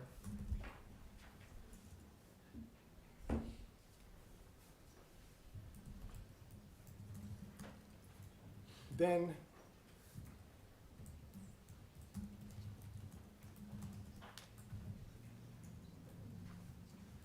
the ceiling on this amendment, the ceiling on this close or convert scenario will be reached at conversion by adding the pre-K to that building instead of closing the building. Everything else remains the same. Is the motion clear? Is the second to that motion? I'll second for discussion. All right, Mr. Andrews. So we have a second, the motion is up for discussion. Mr. Andrews. That's interesting. So, I don't know if we even haven't, so you're saying putting a referendum on the ballot, because we don't have any taxing authority. That's It right. all goes through the So if city. you look at, right, that's right. That's why the initiative and the challenge is going to the people. You look at Halifax and what they did, you can look up their history and how much money they made from putting, I think it was 2 cents. All those things you can look up. Halifax was a complicated issue. I'm going to give some historical context. It has to go through the General Assembly, where the delegates this year put for every locality who wants it to be able to do a tax increase, which Halifax did, to supplement their school maintenance need, right? So I'm not sure about how, Halifax was a special scenario, but I think what's in the code is it allows, if the General Assembly approves, it allows for a ballot referendum to add up to 1% sales tax to provide to the school division for capital costs. But it's not for operating budget. Right, so it's for capital costs, It's not for supplementing our salaries budget. It's just for capital improvement. which is also a good thing.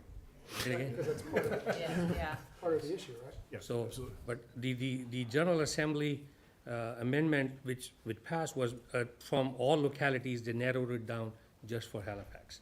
So it has to go through the city council to General Assembly, the governor has to sign. So that's a lengthy process, but it'll take time. Go ahead, Mr. Brown. I really like the idea, and there's ways to get around the operating versus facilities costs. We could, similar to the way in which we get lottery dollars, it just offsets and different dollars are moved around. So I don't look at that as an obstacle, we could do it. But when you mentioned 2 cents, I wouldn't mind my taxes going up for 2 cents. But when you think about for every penny the taxes go up currently, and we raise about $750,000. So to just meet the 7.2 million, that's a 10-cent increase in property tax. So when we present this, let's look at the feasibility of it, of being accepted. We go 2 cents, who's not gonna wanna do 2 cents? In reality, it's gonna be 10-cent plus. So is that something that you feel as 90% confident about that could be done? Now, I would love to see that happen. What is the likelihood of the 10-cent increase? The higher the number, the higher the amount, the less the likelihood, but I was gonna go for 5 cents anyway. If we were able to do this, I was gonna start at 5 cents, go through the studies and talk to the people in the right positions that know what they're doing, and do that, which are the statistical people, and not only the representatives in Richmond, but to get those people on board, to make sure that we have coverage. Unlike the 4 scenarios which don't reach the 7.2 million scenario, we will reach the 7.2 million scenario through one of those amounts, whether it's 6 cents, whether it's 10 cents. If it's closer to 10 cents, then you have to just simply put more energy into the same thing, because nothing else changes. You have to tell people why. They may see it as 10%, but it's just 10 cents. And we've already taken that 10 cents and more out of the city.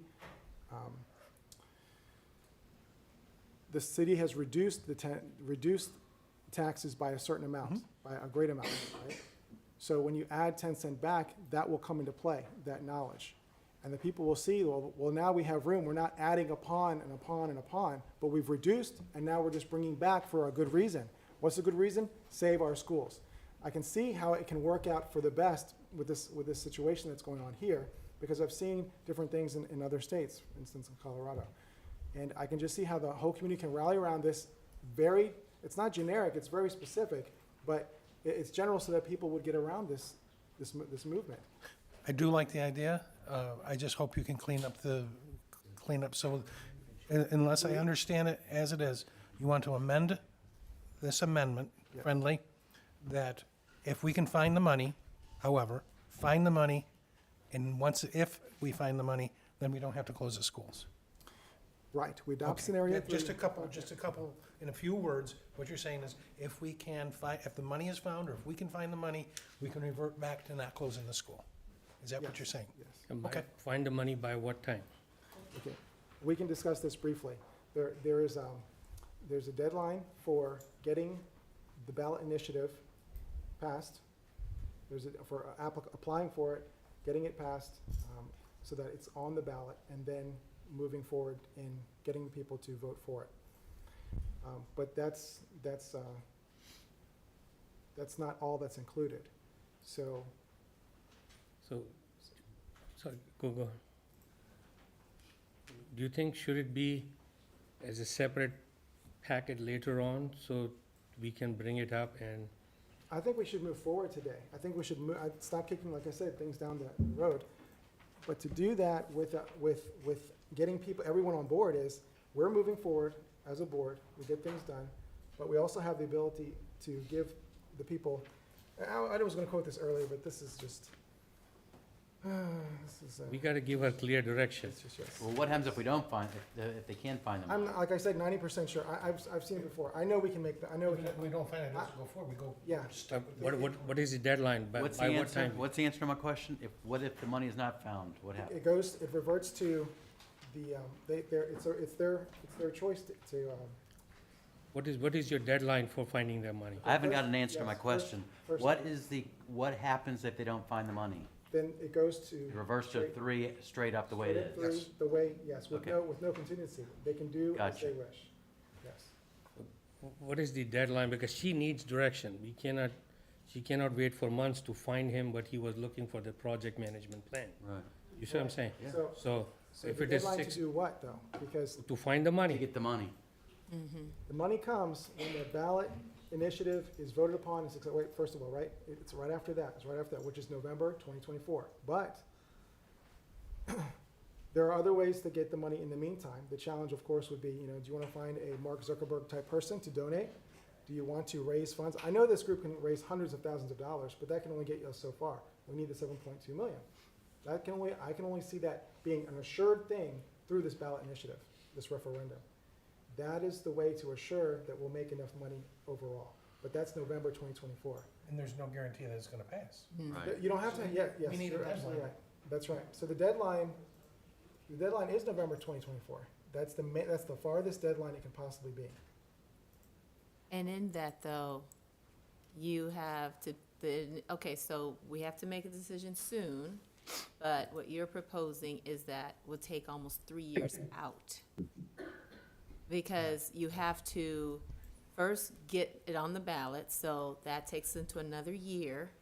And then then things are not balanced. And then if it does go through, whenever they implement that tax, and by the time enough is collected, it's probably another year. So this is gonna really extend it. Yes, unless there's something we don't know about this. Again, the uncertainty. Mr. Chairman, Dr. Day and Dr. Carter then. do I understand the motion is to put on the shoulders of the, what Mr. Jalil is calling the Don't Close Our Schools group, that they are responsible for coming up with this money? No. Technically. Yeah, Technically, yeah, technically. but technically, you could say that, but no. It is a normal process of putting a referendum on the ballot for the voters to decide if city schools should get more money for operating for, you called it the, Sales tax. yes, the sales tax for Capital. capital. That's, there are other discussion before I call. I think this is really two separate issues.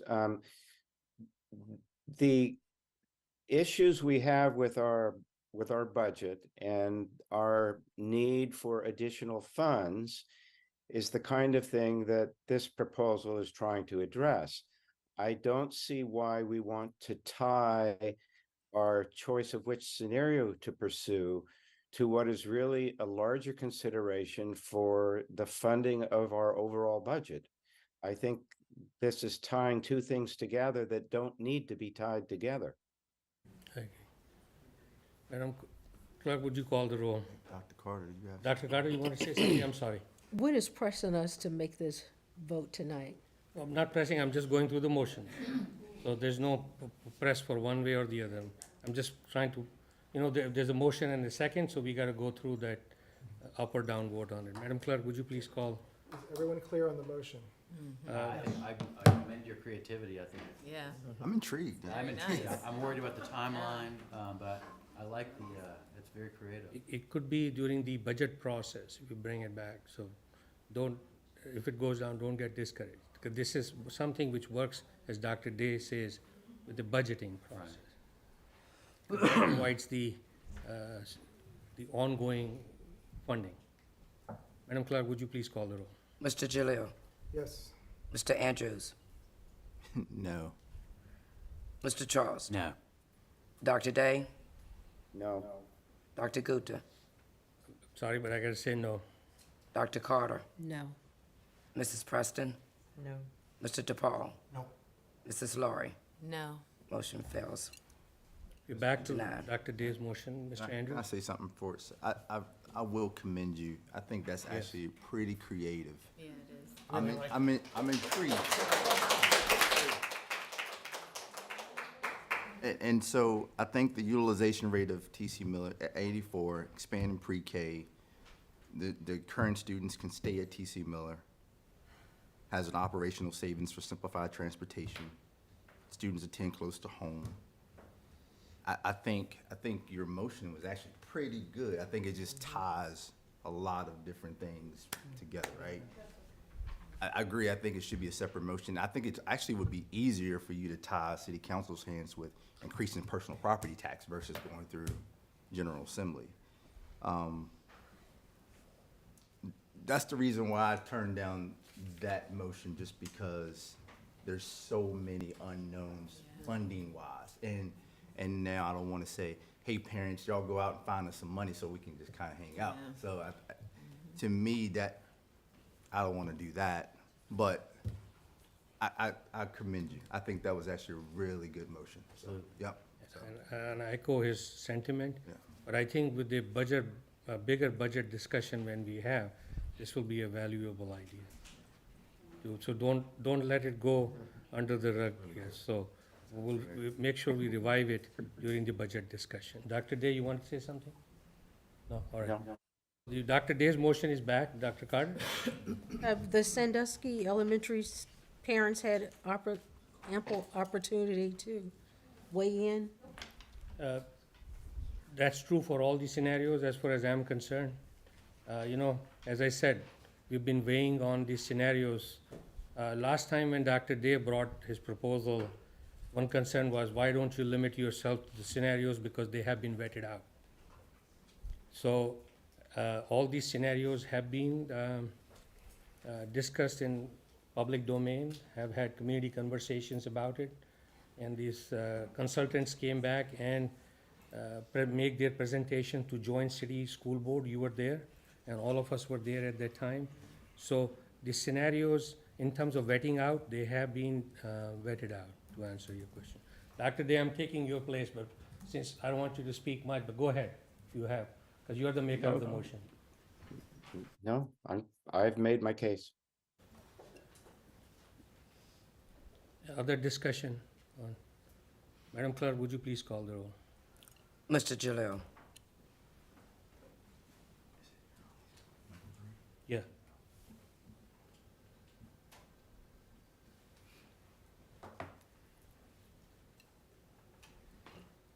On the motion to adopt scenario 3,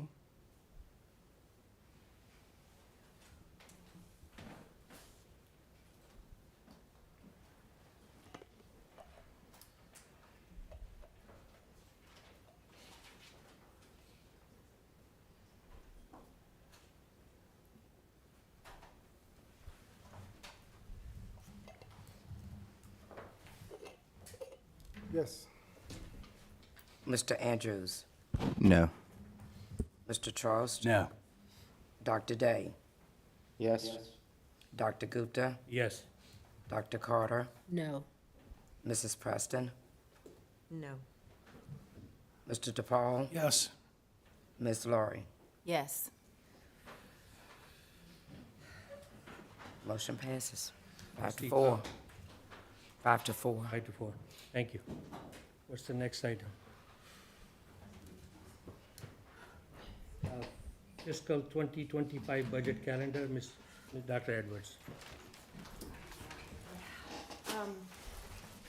So each year we have to adopt a budget calendar for the upcoming school year. Ms. Capazzi has proposed the budget calendar, which is attached to our agenda, and it needs an approval by the school board. Is there a motion to approve the, Mr. DePaul? Is there a second? I'll second it. Dr. Day? A discussion on the budget calendar. I do have a question. Go ahead. Have the early parts of this calendar refer to planning with principals and building leaders? Is that part of it on schedule, or is that been delayed because of uncertainty about the facilities plan?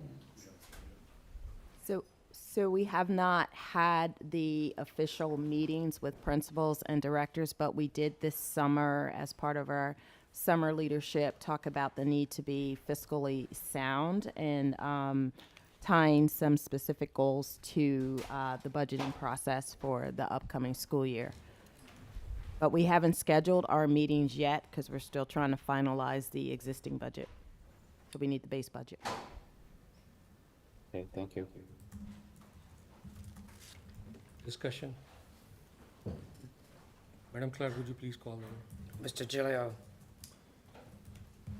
Abstain. Mr. Andrews, Yes.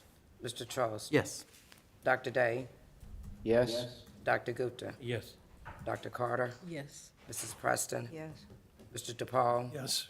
Mrs. Laurie. Yes. Motion carries. 1 abstain. 8-2. Thank you. The next one is the athletic program, Dr. Edwards. And it is Dr. Wodeka who is going to give us a short presentation on the proposals for athletics. Great, thank you so much, Dr. Edwards, and good evening, everyone. So a new part of my job is to work with the athletics programs and the arts programs, as well as health and PE and driver's ed. So I'm learning lots of new things. Lots of great things are happening, and as you know, we've had lots of success. I'm going to particularly talk about athletics this evening. and the work we're trying to do with our students as we continue forward. So we have had a tremendous amount of success in our athletics programs in the last decade, some strong points, some areas for growth as well. So lots of good work that's going on, but I want to talk a little bit about how we're modernizing and talking about modernizing a couple of components that we think are important to the long-term development of our athletic programs in the city of Lynchburg. So next slide. And so this relates to a 2011 report. Some of you who've been around may remember that. There was some work by the school board that's established a task force in the city to take a look at our athletics programs in the city's schools. They made a number of recommendations. Many of those were implemented, some of them were not for a variety of reasons. And a copy of that report has been provided to you in the board docs for your perusal. However, in the last couple of years, there hasn't been a lot of sort of division-wide guidance on athletics and what we're doing. And so we wanted to make sure that we took up the mantle from our friend Al Coleman, who used to do it, I think, and in taking on as we continue forward to make sure that we are providing some good division-level guidance. We don't want to be the athletic directors of the school division. We don't want to, call plays on Friday night or anything like that, but we want to make sure that we are developing good structures and systems that allow us to make improvements to an already good system and good program. So just starting out, some initial information finding, or fact finding and information gathering. As we continue forward, I'll talk at the very end about our next steps. But initially what we've done is talk to a lot of long-term stakeholders in the program, talk to secondary principals, athletic directors, as well as some coaches, long-term coaches, and started to evaluate some participation data. There has been a significant challenge in the last couple of years related to COVID as far as participation goes. And so those are some challenges that we'll continue forward with. So we're trying to learn about what's going well, what's not going well, and what we need to improve. So this started out with a conversation with principals where we outlined the goals of our program. So certainly we want to have lots of folks that are participating, but generally speaking, and I won't read all these to you, and you can read them to us, but to yourself, but we're really thinking about how we use our athletic programs to support our other instructional programs in the division and the development of the academic, physical, and character development of our students throughout the division. And we're trying to find ways to sort of support structures and processes going forward with that. So our goals, and this is developed with our secondary principals, really focusing in here on a number of these ideas. A big one and a very important one is the idea of building and the importance of building pride in our schools and our Lynchburg community. There's lots of different ways that we do that, but we think athletics is an important part of that.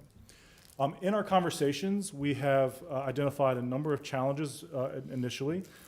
These are challenges that we've accepted to make improvements on, and I'll talk in detail about each one of these.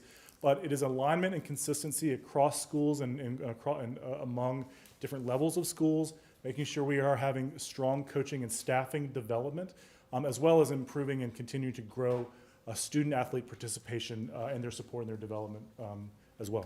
So specifically on alignment, some of the challenges that we've identified is that there has been a lack of clear alignment between some of the middle school programs and some of the high school programs, or at least there is inconsistency with which that's done. We also have the same concern about youth programs. So we have a lot of youth programs that feed into our middle and then ultimately our high school programs. We want to make sure over time that we have some consistency in the way that we're teaching young people to interact with our programs, as well as the way we're sort of teaching them to create the game or to engage in the sport. And I'll skip down to the last one there on the challenges side, and this is something that we will have to continue to deal with over the next couple of years, but there are a number of high school sports that are not offered at the middle school level. So that creates a challenge for the pipeline of athletes continue going forward.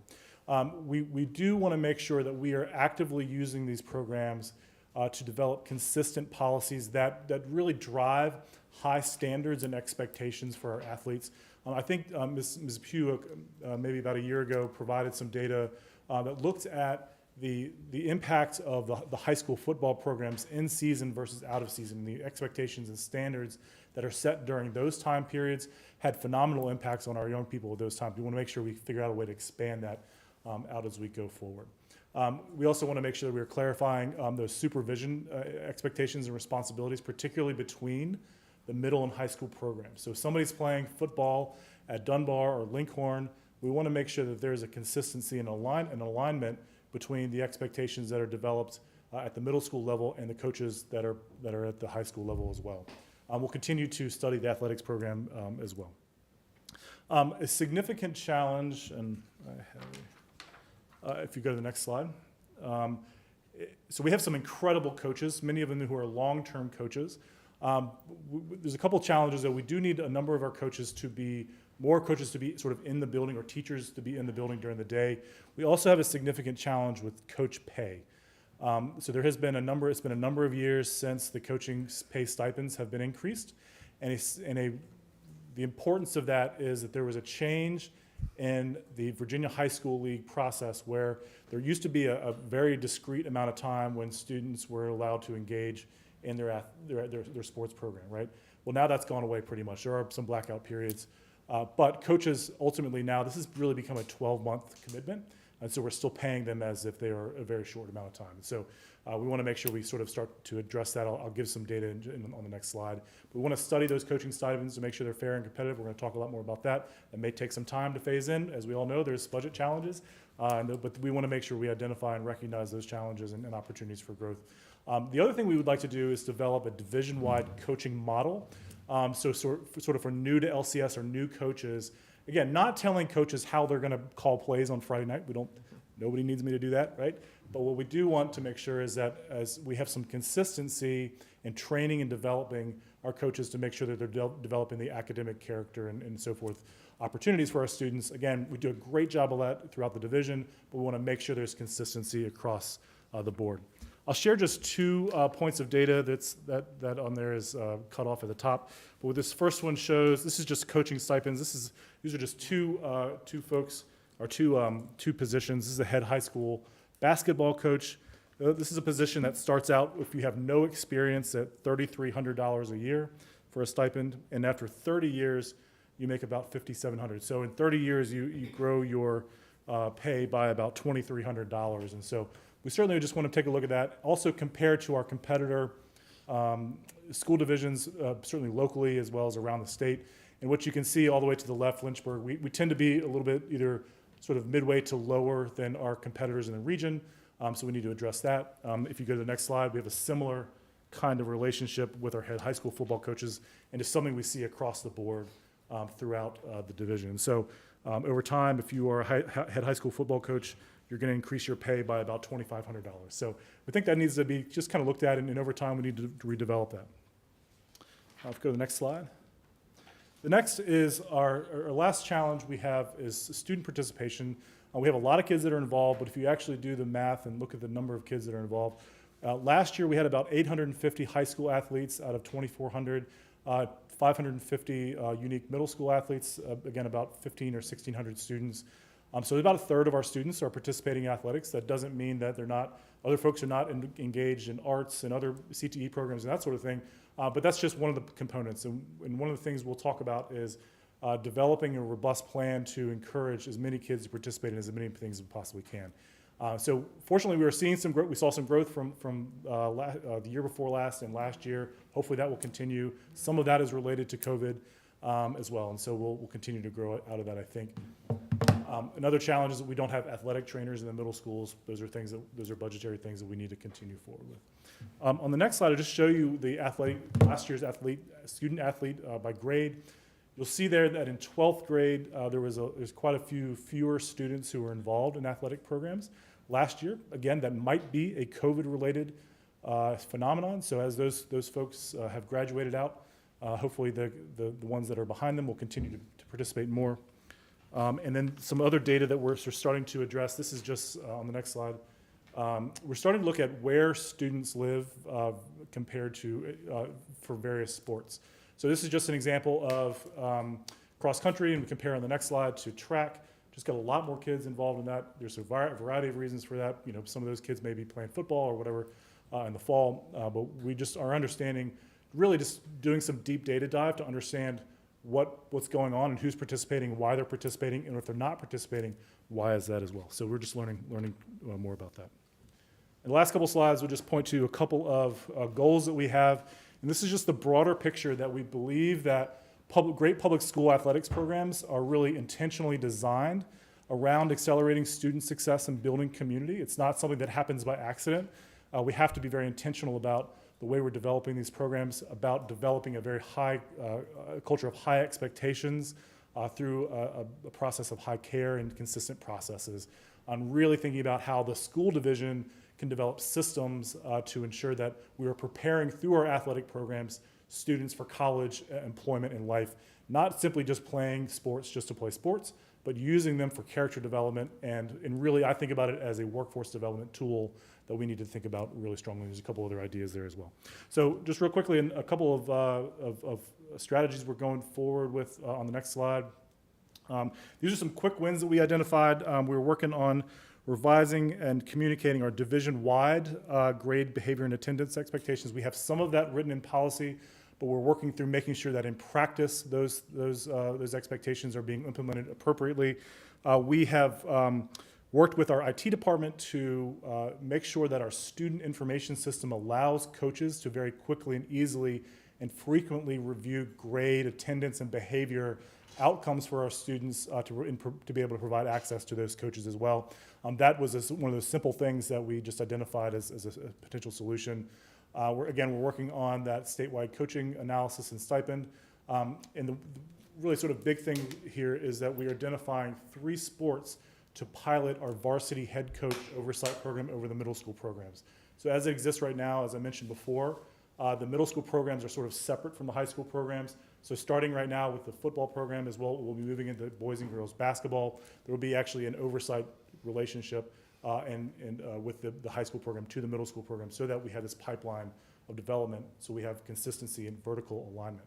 And then we want to make sure that we have a relationship with the city's university athletics program. We're starting to develop those relationships as well.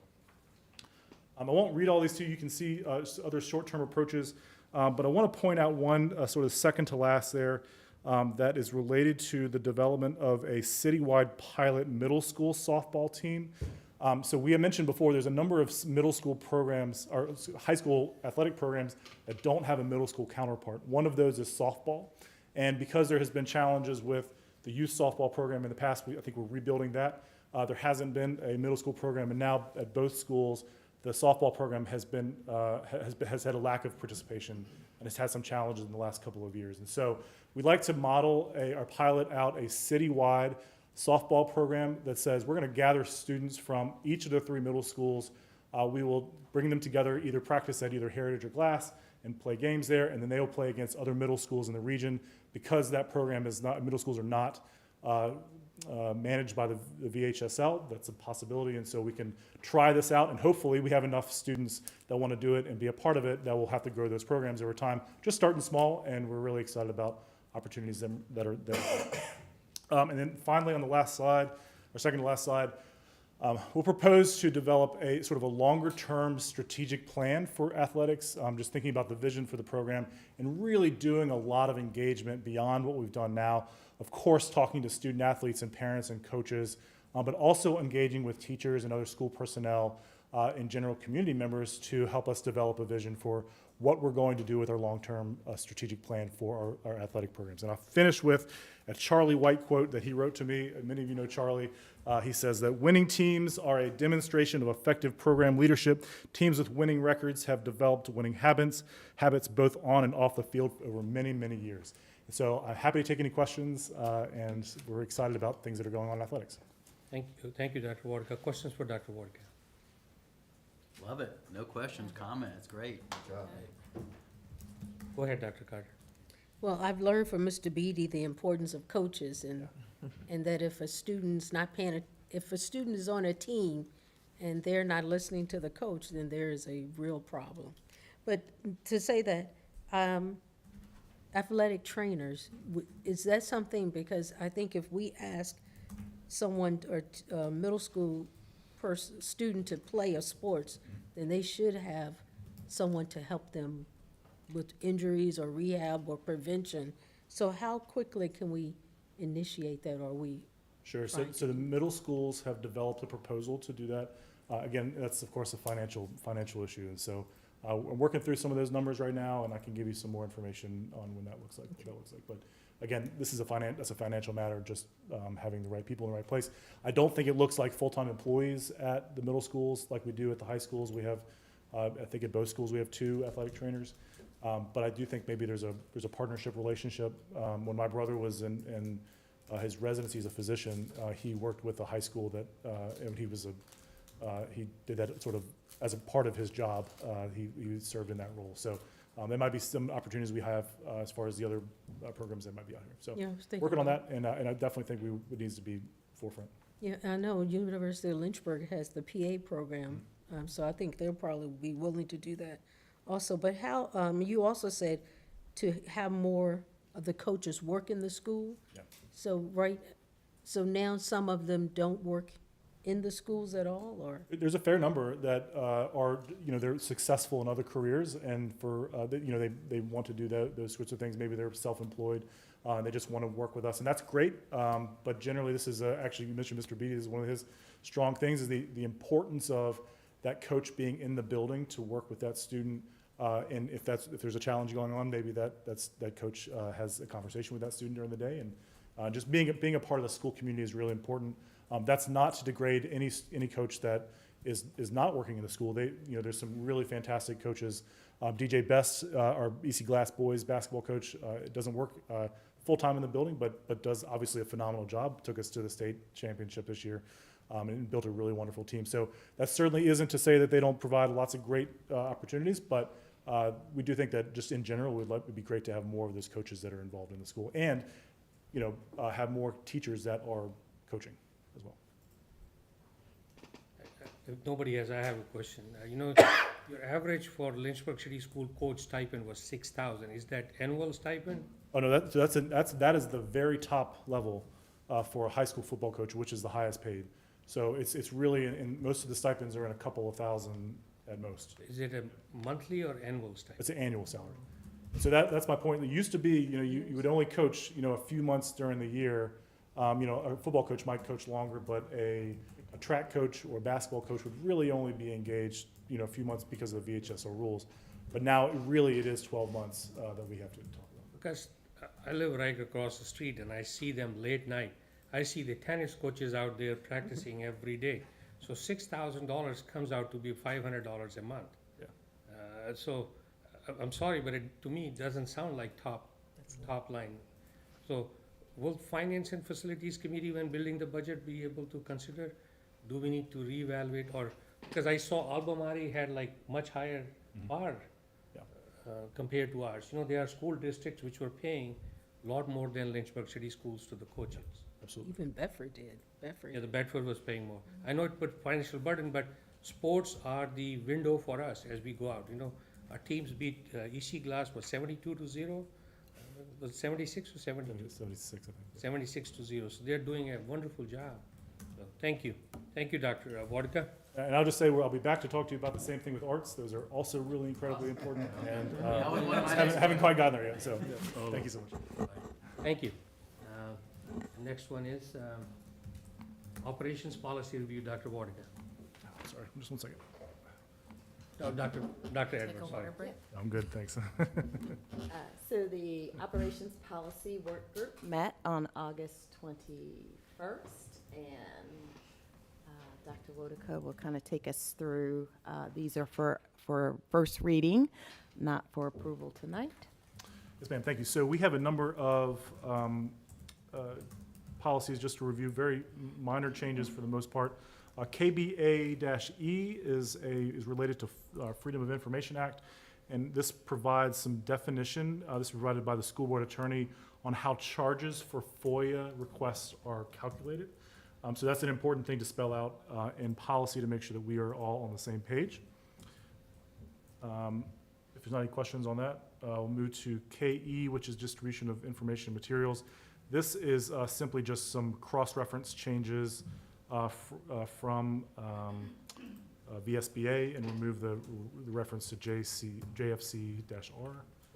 The same thing is for KGC, tobacco products and nicotine and vapor products. KQ is really the one that is of substance. This is commercial, promotional, and corporate sponsorships. And what this proposal does is that it primarily adds to a line that says the superintendent, with the approval of the school board, can adopt sponsorships over $5,000. So essentially, it's saying if somebody's going to sponsor one of our schools for more than $5,000, the superintendent can accept that, but needs to bring that to the school board. That's consistent with sort of the gifts policy as well. I know that was important for the committee to make sure that there was sort of cover and communication from the superintendent to the school board to do that.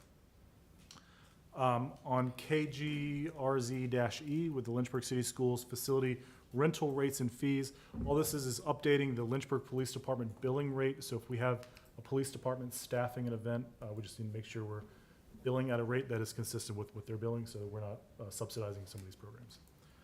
And the last one is the proposed SSO policy. This doesn't have a code yet, but this is the item that we talked about when Mr. Caputo was here a couple of weeks ago to talk through the implementation of the school security officer program.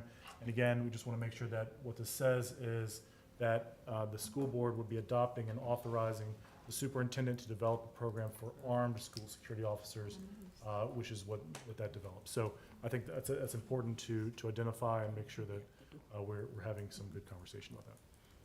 And that's all the policies we have, and certainly happy to take any questions. Questions for Dr. Warwick or Dr. Edwards? So I just want to reinstate, so you said with the SSO, we would like them to be armed? Yes. Yes, okay. Who's on operations policy? You and Mr. Trost? Yes, I'm sure. Don't look over here. I ain't got your stuff. I think it was. You don't want, I'm just putting it, we should discuss it next time, or you like to make it an action item? That's why I was asking. Right. Who's on the policy work group? We might discuss. I don't know, although they're minor changes, maybe we make an action item. Sure, that's if you like to. You putting a motion to make it an action item? Yes, I make a motion. Is there a second? I second. Mr. Trost and Ms. Andrews, discussion on making it an action item. Madam Clerk, would you please call the roll? This is our first read, isn't it? Yeah. But the motion is to make it the action item, so there's not going to be a second reading if this motion passes. Mr. Gilio, Yes. Mr. Andrews, Yes. Mr. Trost, Yes. Dr. Day, Yes? Dr. Gupta, Yes. Dr. Carter, No. Mrs. Preston, Yes. Mr. DePaul, Yes. Mrs. Laurie. Yes. Motion carries 8-1. Good? We have to go back to the approval of the policies now? That's, Dr. Day, I'm asking you as a parliamentarian. I think what we just decided is we made this an action item. We passed that motion, and so now we need to vote on these policy changes that Dr. Whitaker has described. Motion to approve the policies. I make a motion to approve the policies as written. Is there a second? Yes, I second it. Ms. Lowry? Discussion? Madam Clerk, could you please call the roll? Mr. Gilio, Yes. Mr. Andrews, Yes. Mr. Trost. Yes. Dr. Day, Yes? Dr. Gupta, Yes. Dr. Carter, No. Mrs. Preston, Yes. Mr. DePaul, Yes. Ms. Laurie. Yes. Motion carries 8-1. Human resource policies, Dr. Edwards. Similarly, the Human Resource Policy Work Group met on August 17th, and I'm going to turn it over to Mrs. Shepherd to talk Good about. evening, board members. In front of you, you have several policies that are up for discussion with revisions, et cetera. So I'd like to just go down the list here and give you a high-level overview. The CBE staff health, the VSBA update is basically just amending a reference to the Virginia Code.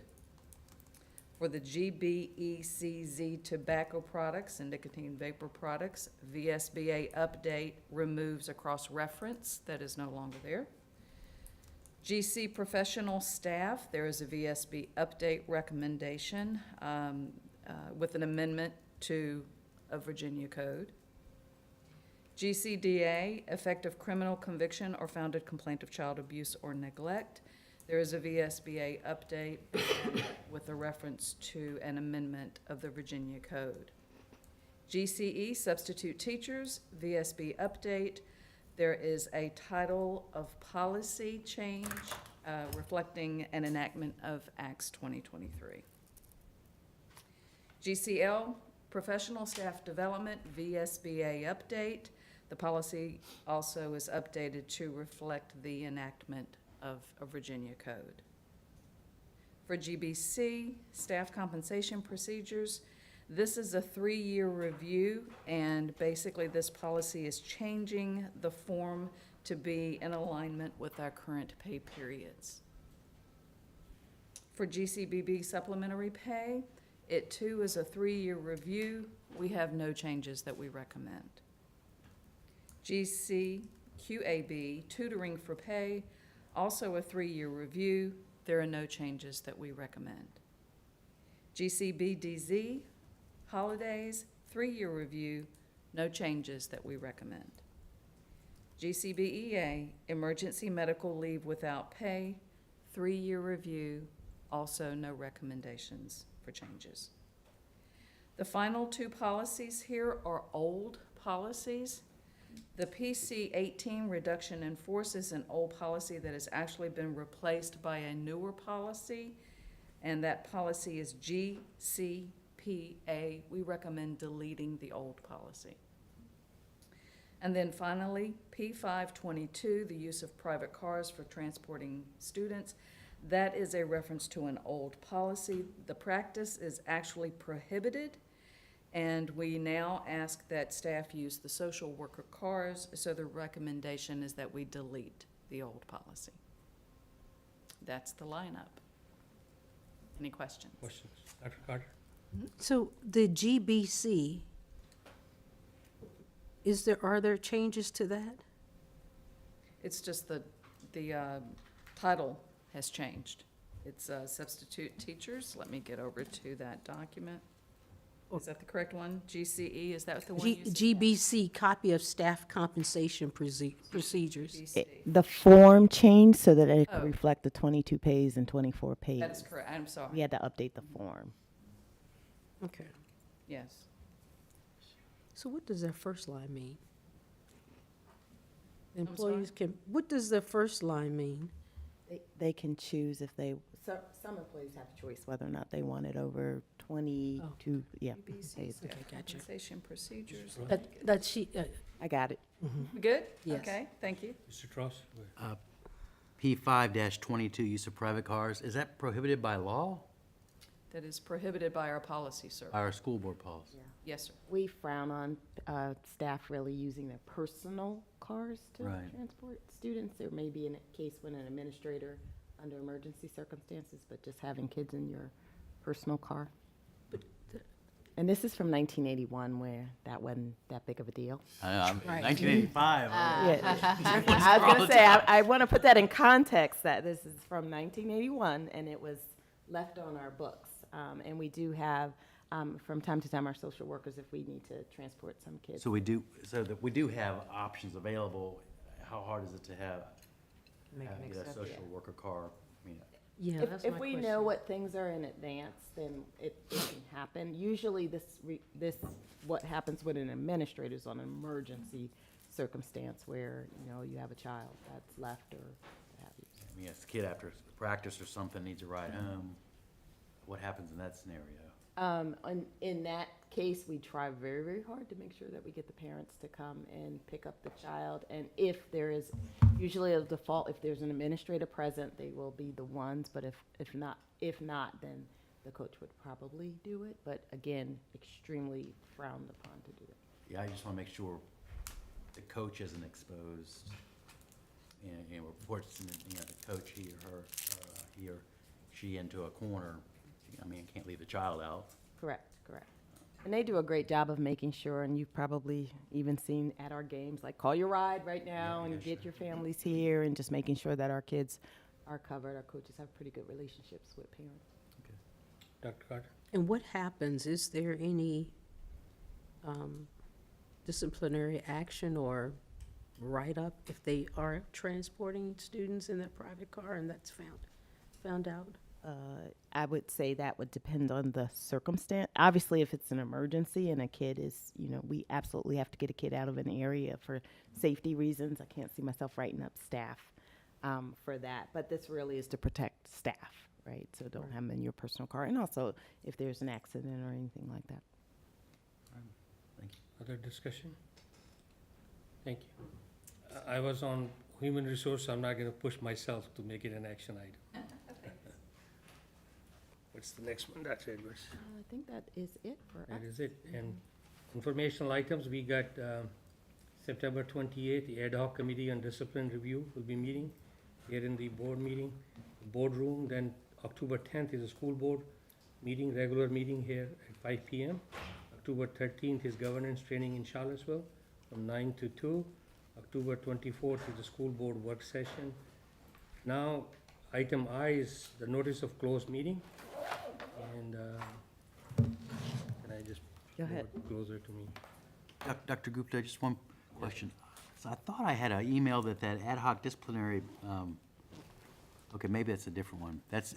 Tina, is that different than the disciplinary? That's a discipline. Okay, That's okay. it. This is the Dr. Day's ad hoc. Make sure I didn't have the wrong, okay. Thank you. So the recommended as pursuant to the Code of Virginia 22-3711A1, the school board needs to convene a closed meeting for the purpose of discussing the following specific matters: superintendent's evaluation. Then, that's it, right? I need a motion to go into the closed session. FJ's, after that, FJ's, Sorry, I forgot your, the item, yes, it's on, go ahead, I'm sorry, I'm gonna retract that and give you the discussion about the Constitution Day. Go ahead, please. Well, we had a number of volunteers come together, and at the last minute, we're able to acquire, stamp, and distribute 3,600 constitutions to our schools. Now, that's not all the students, of course, but those who can read, at the very least. A lot of them received the constitutions. The volunteers, there were 7 on Saturday, and there were helpers delivering, and there were people bonding, stamping, of course, and ordering. And we have more coming because we have a number that did not receive them, but 1,150 were delivered on Monday to Heritage High School. Elementary schools got 340, 575, 225, 200. Middle schools got 600, 518, and so forth. So it was a success as far as delivery, very smooth and simple. And we had to bundle them in 25 so it could be delivered to the classrooms. And they didn't need our volunteer manpower to do that. And with that, I did see that LCS, as part of the original motion, put together a montage, the first one. So let's play that montage for everyone to see if you haven't already seen it.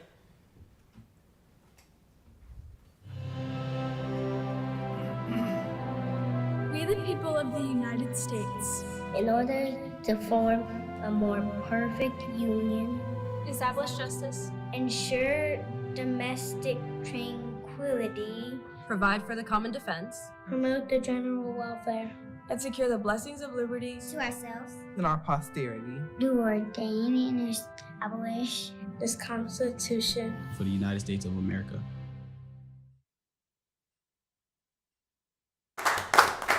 If you're a college student, keep watching. One of my least Good thing.